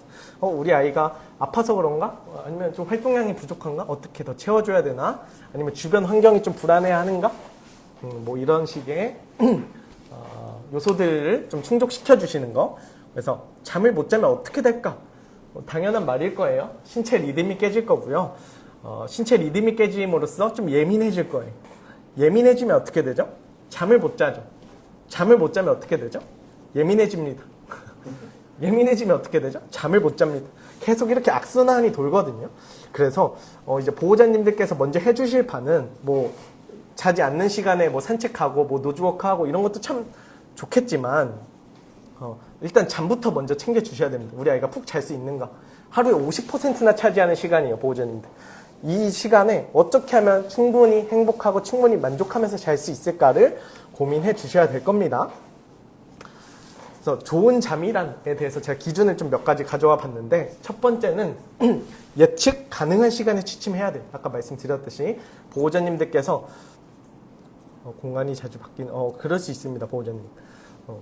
그래서 예측 가능한 시간, 하루 루틴이 어느 정도 이루어지면서 거기서 나 이 시간에 자면 되겠구나, 오케이 이런 식으로 인지를 해야 조금 더 잘 잘 수 있을 거예요. 그리고 불안함을 느낄 자극 없이 자야 됩니다. 밖에 소리가 들린다거나 아니면 진짜 너무 예민해서 이 에어컨 소리가 불편하다던가 아니면 자는 공간에 빛이 계속 새어 들어온다던가 그런 식으로 이제 불안함을 느낄 자극 없이 계속 보호자님들께서 신경을 써주셔야 될 거고요. 그 다음에 잠에서 깨는 빈도를 최소화해 주시는 게 좋습니다. 그래서 우리 아이가 자는 동안에 보호자님들이 계속 왔다 갔다 아니면 다른 업무 보시고 이런 과정에서 걔들이 계속 깰 수 있거든요. 그래서 이런 것도 통잠을 좀 목표로 해주셨으면 좋겠습니다. 통잠. 우리 아이가 한번 자면 좀 깊게 잘 수 있도록 어떻게 관리를 해주실지 또 한번 생각해 보시면 좋을 것 같고요.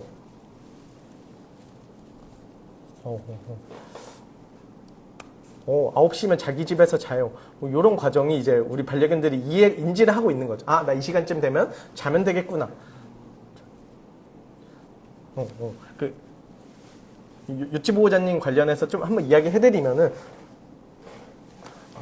사실 요래도 괜찮습니다. 근데 원래 요 실험 결과가 있거든요. 반려견이랑 보호자님이 같이 자면은 수면의 질이 올라가고 좀 더 행복해질 수 있다. 그래서 조금씩 깨더라도 괜찮을 수 있어요. 근데 제가 여기서 제가 말씀드렸던 부분은 조금 더 예민하게 반응하는 친구들이 있습니다. 같이 자는데 우리 아이가 내가 뒤척일 때마다 우리 아이가 막 으르렁거려, 물어. 이런 친구들은 더 예민한 반응이 더 센 친구들이거든요. 이런 친구들은 사실 분리해서 자는 게 조금 보호자님의 생활에 반려견의 생활에도 좋을 수 있고, 그냥 어느 정도 깨고 그냥 깨지만 같이 우리 좋아 라고 하신다면은 같이 자도 괜찮습니다. 그게 조금 더 행복할 수 있습니다, 반려견들이.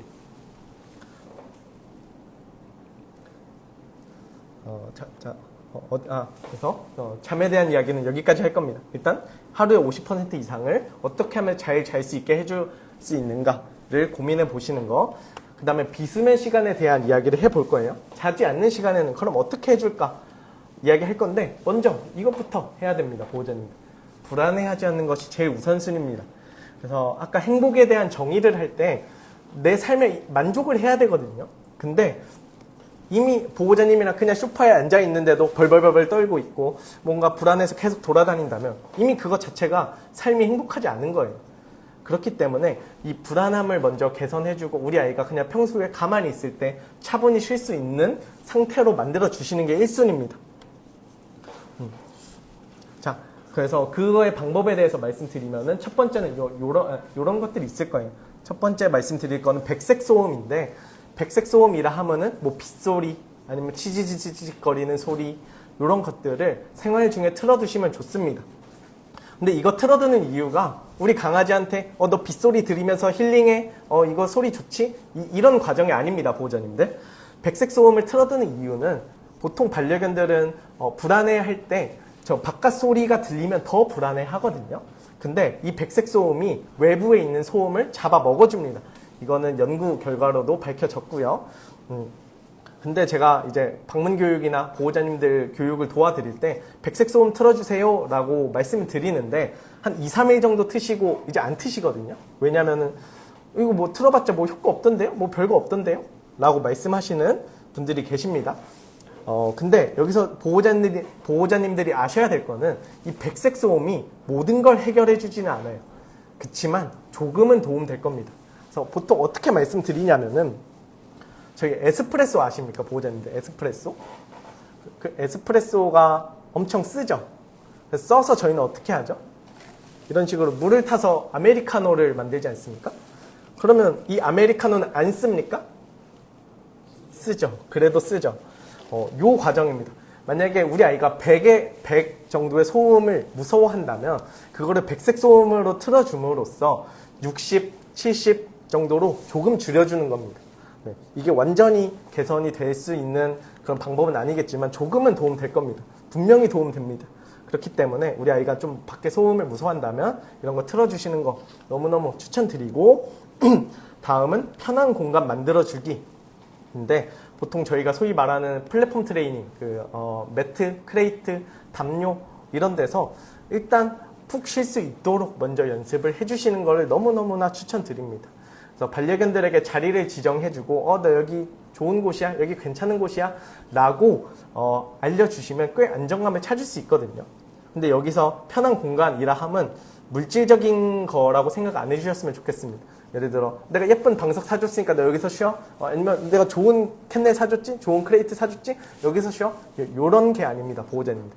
진짜 그냥 신문 쪼가리에서 푹 쉬더라도 그런 공간을 하나쯤은 만들어 주시라 이 말입니다. 그래서 그냥 생활 중에서 반려견들이 쉬고자 하는 곳이 있을 거예요.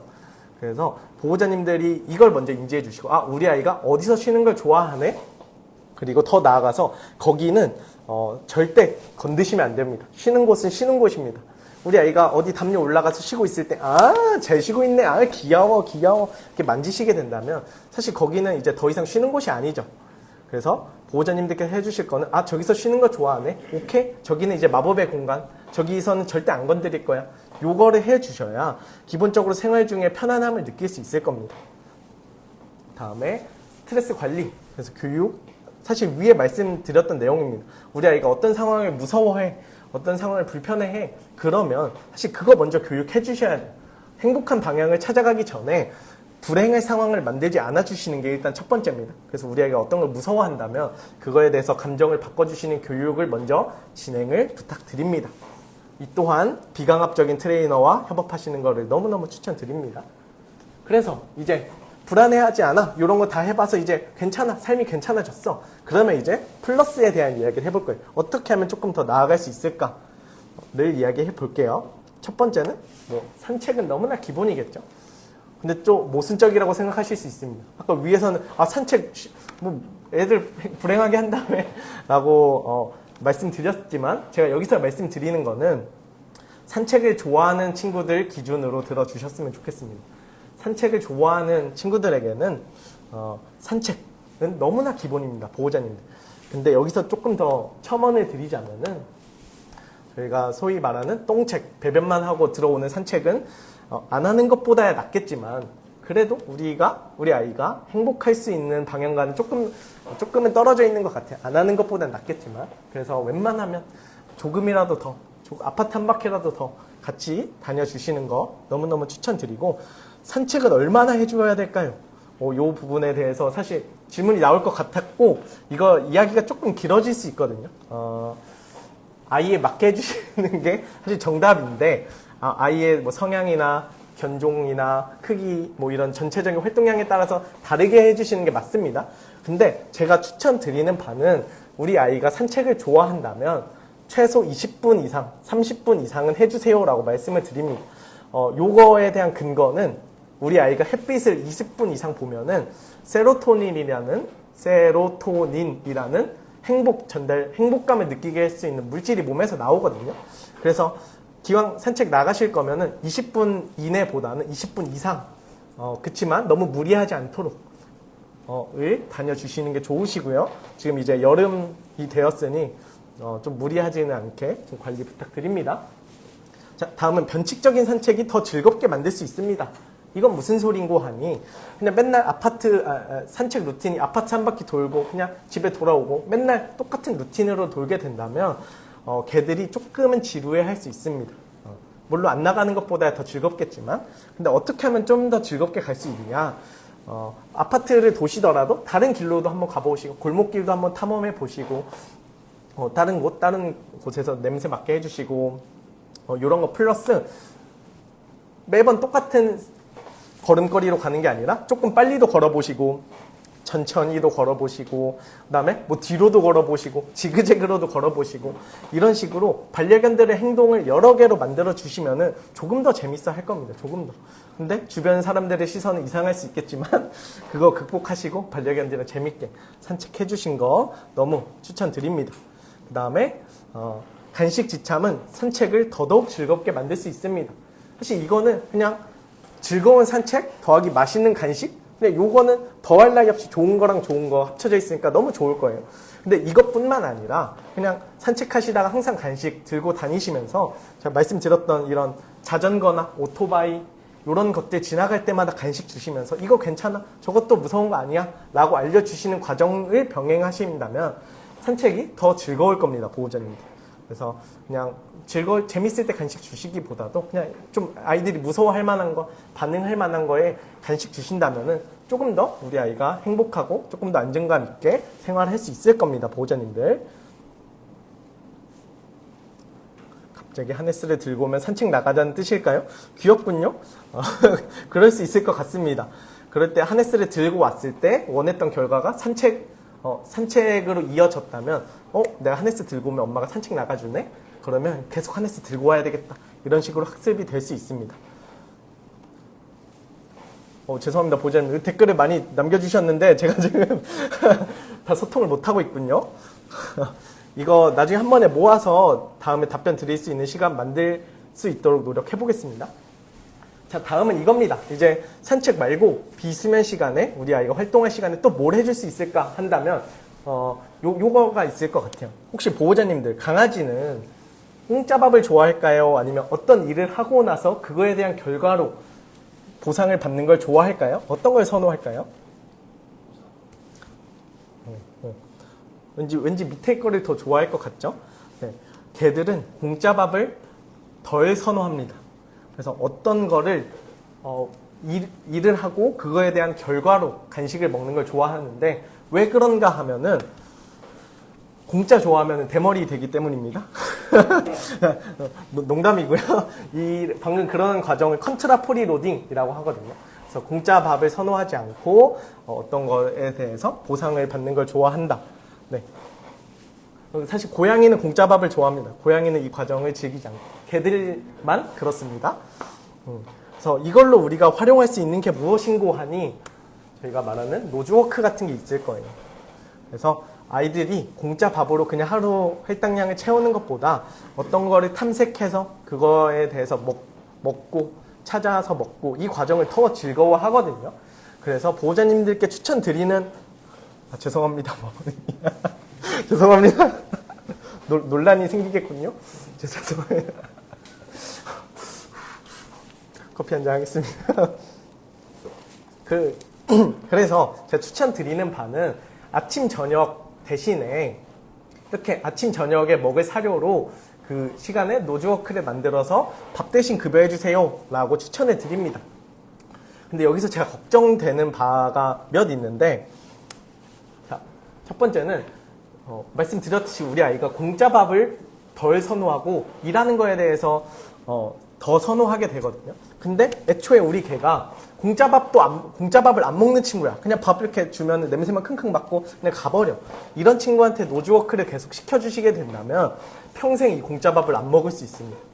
그래서 제가 말씀드린 이 노즈워크를 추천드리는 친구는 그냥 평소에도 공짜밥을 잘 먹는 친구, 공짜밥을 잘 먹는 친구들이 이런 노즈워크를 해야 조금 더 즐거움을 느끼고 조금 더 재밌게 해줄 겁니다.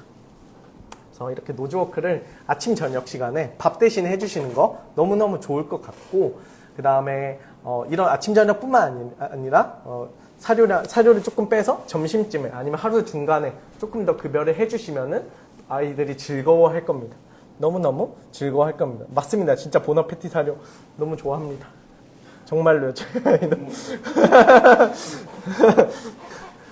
네, 그래서 이렇게 노즈워크 해주시는 방법. 그래서 제가 사실 뭐 어떤 시제품, 어떤 방법 이런 거는 넣지 않았어요. 뭐 보호자님들께서 여러 노즈워크 방법을 찾아보시는 거를 추천드리고 보통 이렇게 뭐 종이컵에 넣거나 아니면 시제품들 잘 나와 있으니까 이렇게 하루를 채워주시는 거 너무너무 추천드립니다. 그래서 노즈워크 잘 만들기만 하면은 난이도 좀 높여서 만들면은 우리 아이가 1시간이고 2시간이고도 먹게 만들 수 있어요. 그래서 2시간 동안 이거 찾아 먹으면 얼마나 힘들겠습니까? 그래서 활동량도 아주 충분히 채울 수 있으니까 그렇게 일단 부탁드립니다. 자, 이제 그 외에 활동할 만한 것들 한 3가지 정도 말씀드릴 건데 첫 번째는 행동풍부화라는 겁니다. 행동풍부화. 행동풍부화가 뭔고하니 이겁니다. 이게 사실 보호자님께서는 억장이 무너지실 수 있는데 개의 표정은 꽤 행복해 보이지 않습니까? 그래서 이게 무엇인가 하니 제가 설명을 드릴게요. 행동풍부화가 뭐냐면 개들은 기본적으로 갖고 있는 본능, 욕구들이 있을 거예요. 그 욕구들을 충분히 해소시켜 줄 수 있는 방법이 행동풍부화라는 겁니다. 근데 이 욕구를 충분히 해소시켜 주지 않으면 우리가 소위 말하는 문제 행동들 같은 게 나와요. 파괴 행동, 소파 막 물어뜯고 스스로 그냥 어떻게든 이 욕구를 해소시키려고 하거든요. 그래서 그런 것들이 나오기 전에 우리가 본능을 충분히 해소시켜 줄 수 있어야 될 거고요. 행동풍부화가 뭔고하니 여기 있는 시각, 청각, 촉각, 후각, 미각적인 부분에서 다양한 자극을 느낄 수 있도록 해줄 거예요. 그냥 맨날 생활의 하루 루틴에 맨날 보던 거 보고 뭐 맨날 듣던 거 듣고 맨날 냄새 맡던 거 맡고 이런 과정이면 하루가 좀 단조로워질 수 있거든요. 그래서 평소에 보지 못했던 거, 평소에 듣지 못했던 거, 평소에 촉각, 평소에 발바닥으로 밟아보지 못했던 것들을 느끼도록 해줄 거예요. 좋습니다. 좋습니다. 그리고 근데 이 자극들이 긍정적인 경험이랑 연관이 되어야 될 겁니다. 어떤 거를 봤을 때 저거 뭐야? 불편해? 불안해? 이런 감정이 느끼게 된다면 좋은 행동풍부화는 아닐 겁니다. 어떤 걸 봤을 때 괜찮아, 저거 궁금해, 좋아 라는 감정이 들 수 있도록 우리가 해줄 거예요. 그렇기 때문에 어떠한 양으로 많이 이런 걸 홍수처럼 노출시켜주는 것보다 하나를 보더라도 저거 뭐지? 궁금해 라는 감정이 들 수 있도록 해주는 게 행동풍부화인데 그래서 뭔데요 그게? 라고 생각하실까봐 예시들을 몇 가져왔습니다. 그래서 시각적인 자극들의 예시는 이런 게 있을 거예요. 어떠한 장난감들 요요요요요 하는 거 평소에 보지 못했던 것들이 있을 수 있겠죠. 아니면 다른 동물들 말이나 양이나 돼지 아니면 뭐 다른 강아지 친구들 아니면 고양이들 이런 것들을 보여줄 수 있겠죠. 그 다음에 거울 꽤 재밌어 보이지 않습니까? 호기심에 가득 차 보이죠.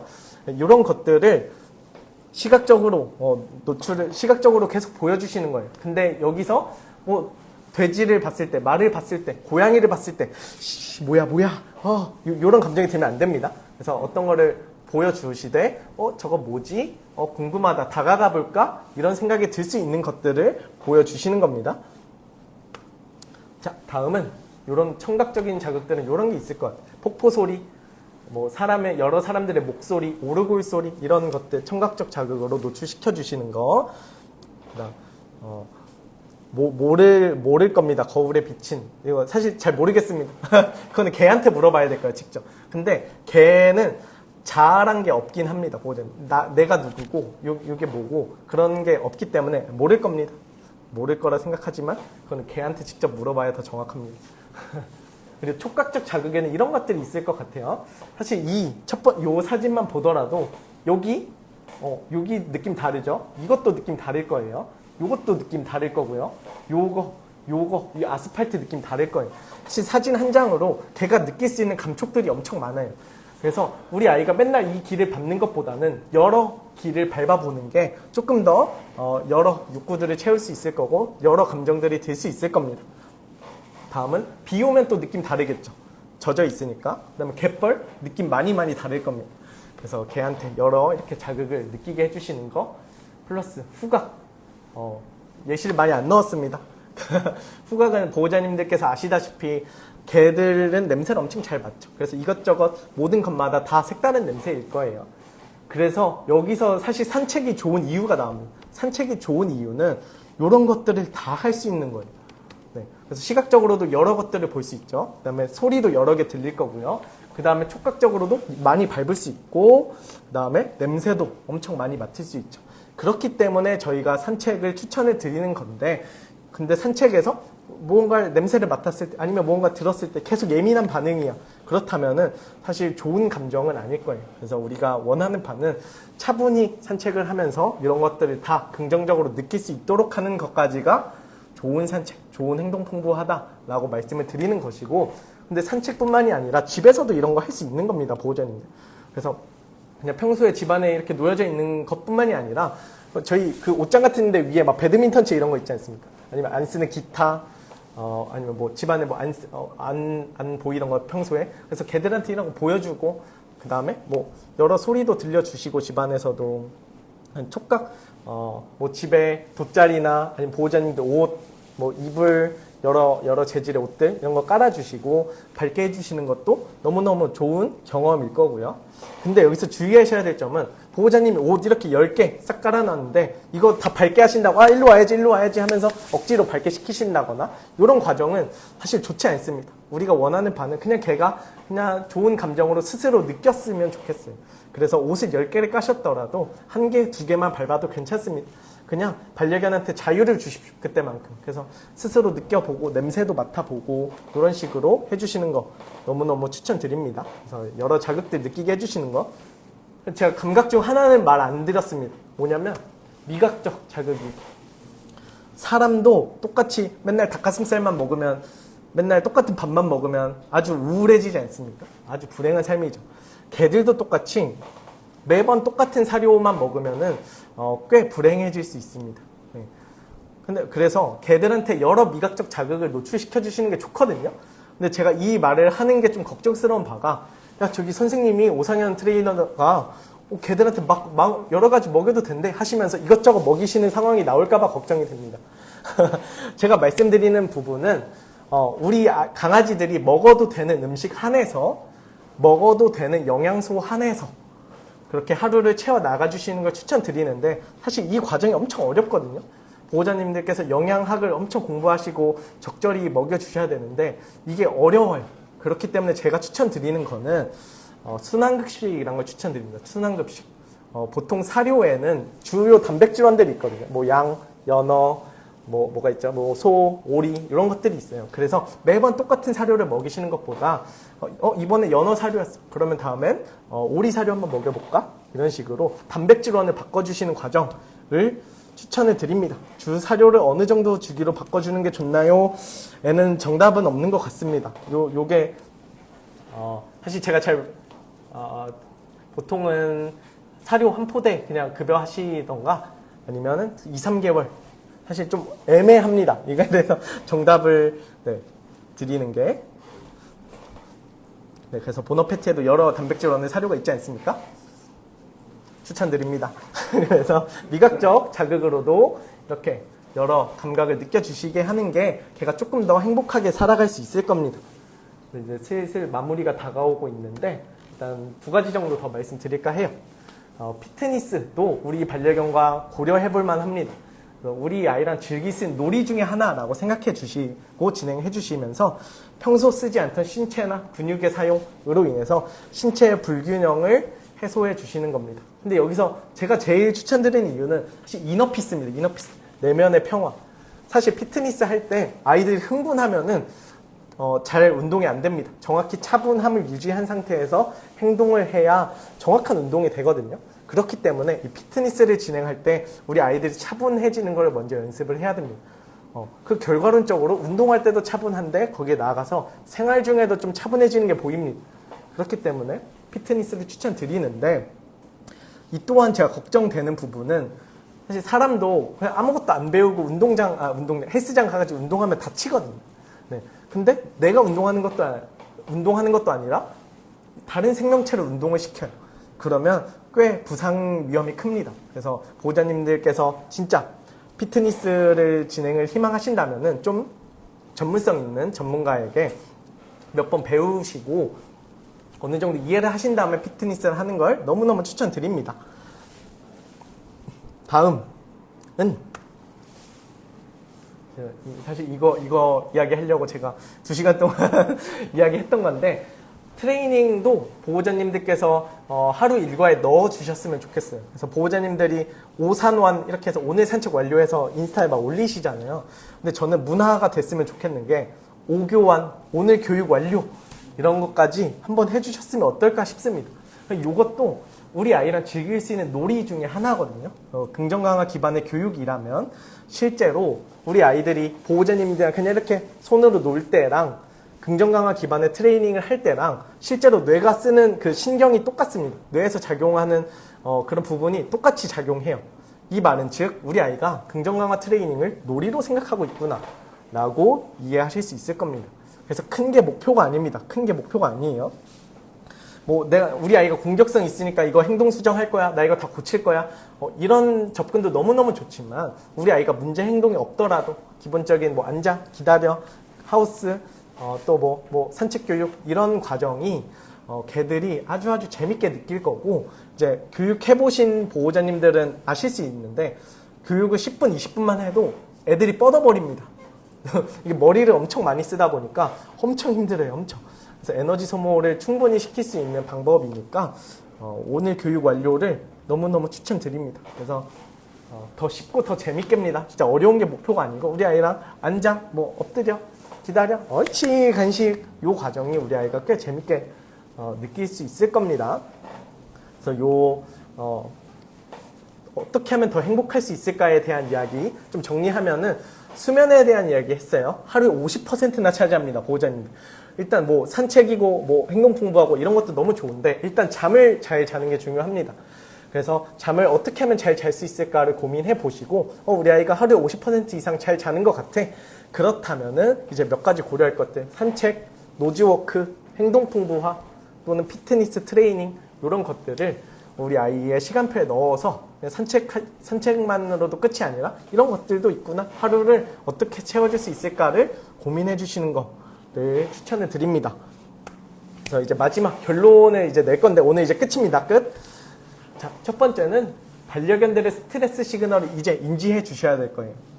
아, 우리 아이가 지금 이때 불안하구나, 불행하구나, 이때 이거 싫어하는구나. 그러면 여기서 끝이 아니라 이제 이 친구들은 카톡을 해주셔야 될 겁니다. 너 이거 싫어? 그러면 어떻게 하자? 저거 무서운 거 아니야? 아니면 저거 도망갈까 우리? 이런 식으로 계속 소통을 해주셔야 될 거예요. 그렇게 해야 우리 개가 부정적인 경험, 부정적인 감정이 쌓이지 않을 겁니다. 네. 그래서 이제 우리 개 이제 좀 덜 불행한 것 같아, 이제 좀 기본적인 삶의 위치에 올라왔어. 그렇다면은 이제 고려해 보실 것들, 우리 반려견이 어떻게 더 하루를 채워갈 수 있을까? 노즈워크, 산책, 행동 풍부화, 트레이닝 이런 것들로 시간을 채울 수 있을 거고요.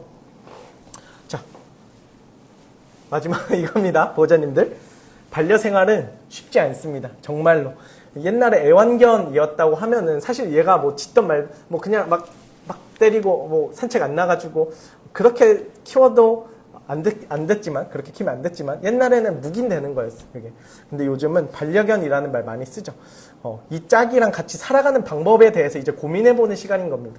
그래서 내 짝이 어떻게 하면 더 즐거울 수 있을까? 어떻게 하면 더 행복할 수 있을까를 고민하시는 과정이고요. 그거는 너무너무 쉽지 않습니다. 그래서 보호자님들께서 항상 고민해 주시고 노력해 주시는 거를 추천드리는데, 이렇게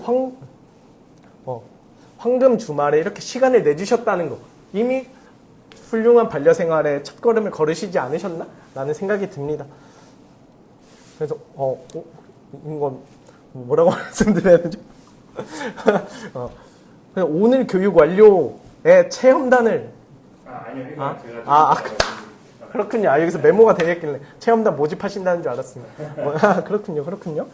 감사합니다. 이제 일단 이거 반려생활 쉽지 않습니다. 그치만 보호자님들은 첫 걸음을 훌륭히 걸으셨습니다.로 이제 마무리를 지을까 합니다. 그래서 지금 몇 분 정도 더 진행을 할 수 있을까요? 한 15분 정도. 15분 정도? 10분 정도 해야 아, 돼요. 10분 정도? 10분 정도 보호자님들 Q&A 받으면서 좀 이야기를 나눠볼까 하는데 잠시만요. 채팅이 좀 많이 쌓여 있어서 어디서부터 봐야 될까요? 질문들을 좀 정리해서 드리면 강아지가 입 주변을 엄청 핥는데 왜 그런지 궁금해요. 요거는 사실 먼저 접근해 보셔야 될 건 수의학적 접근인 것 같습니다. 그래서 알러지 반응이나 아니면은 입 주변에 무언가가 생겼는지 이거 먼저 보셔야 될 거고요. 만약에 건강하다. 나 진짜 알러지 하나도 없고 뭐 찜찜한 게 없는데 라고 하신다면은 스트레스 반응일 수 있습니다. 스트레스 반응. 근데 보통은 건강적 이슈일 확률이 좀 커 보입니다. 제 입이요. 보호자님의 입일까요? 보호자님의 입? 죄송합니다. 그렇군요. 보호자님의 입이라면, 보통 반려견들은 이 보호자님 핥는 거에 대해서 어느 정도 안정감을 찾습니다. 안정감. 그래서 보호자님들께서 해주실 부분은, 먼저 인지를 하셔야 되겠죠. 이걸로 인해서 핥는구나. 안정감을 느끼는구나. 그러면 사실 저는 냅둡니다. 너 이걸로 안정감을 찾는구나. 오케이. 근데 도저히, 나 이거 싫어. 얘 입냄새 나서 하기 싫어. 라고 한다면, 대체 행동을 만들어 주시는 게 좋으실 거예요. 예를 들어, 너가 핥지 않고, 차분히 앉아있으면, 내가 더 예뻐해 줄게. 보상해 줄게. 대신 입 핥으면은, 이거 내가 예뻐해 주는 거 멈출 거야. 근데 보통은 그냥 존중해 주는 편입니다. 핥는 거, 내가 너 이거에서 안정감을 찾는구나. 근데 좀, 이런 경우도 있어요. 영양학적으로, 배고프다던가, 요구할 때도 그런 경우가 있는데, 일단은 정확한 원인은 여러 가지가 있을 수 있지만, 대부분은 안정감을 느끼기 위함이다. 감사합니다. 유익한 시간. 이렇게 댓글이 많다니. 너무 감동입니다, 진짜. 하트도 2100개나 눌렸군요. 감사합니다.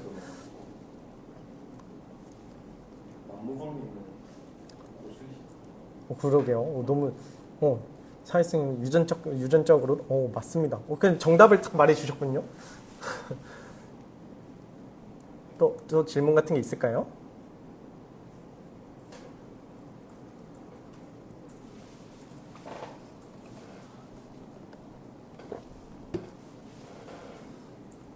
설명을 잘해주셔가지고. 감사합니다. 그래서 또 궁금하신 거 있으시다면 여기 보너패티 쪽이나 저희 바른샘 인스타 쪽에 연락 남겨주시면 저희가 더 딥하게, 더 길게 상담을 도와드리겠습니다. 다음에 그 라이브 자료 하실 때 네. 인스타그램 한번. 그렇군요. 감사합니다. 간식을 구석에 숨겨놔요. 이런 친구들이 있습니다. 이것도 사실 이것까지만 하고 좀 마무리할 텐데 이런 친구들이 있어요. 간식을 구석에 숨겨두는 친구들이 지금 당장 먹기는 싫은데 그냥 남겨두고 싶어. 요거는 원인은 그냥 사실 잘 모르겠습니다. 그런 행동을 하는 애가 있다 정도이고 요거에 대해서 보통 어떻게 말씀드리냐면 이거 먼저 물어봐요. 그 간식에 숨겨두고 그거 뺏으려고 하면은 공격성이 드러나나요? 아니면 그냥 엄마가 가져가는 대로 그냥 두나요? 만약에 공격성을 드러내요 라고 하신다면은 사실 간식 주는 그런 방식을 조금 고민해 보셔야 될 것 같습니다. 오래 먹을 수 있는 간식을 두고 걔가 가져가서 이렇게 지키는 과정이라면 사실 그런 오래 먹을 수 있는 간식보다는 그냥 짧게 먹을 수 있는 보상용, 트레이닝 보상용으로 짧게 먹을 수 있도록 주시고 만약에 근데 안 먹고 그냥 숨겨놔 이러면은 내가 가져가도 뭐라 안 해. 그러면은 이 간식에 대한 애착이 크게 없는 친구일 수도 있습니다. 근데 정확하지는 않습니다. 제가 판단을 해봐야 돼서 일단은 그렇게 추천드립니다. 네. 마무리할까요? 오늘 너무너무 재밌게 호응을 잘해주셔서 감사드립니다, 보호자님들. 오늘 다음에도 더 재밌는 방송, 세미나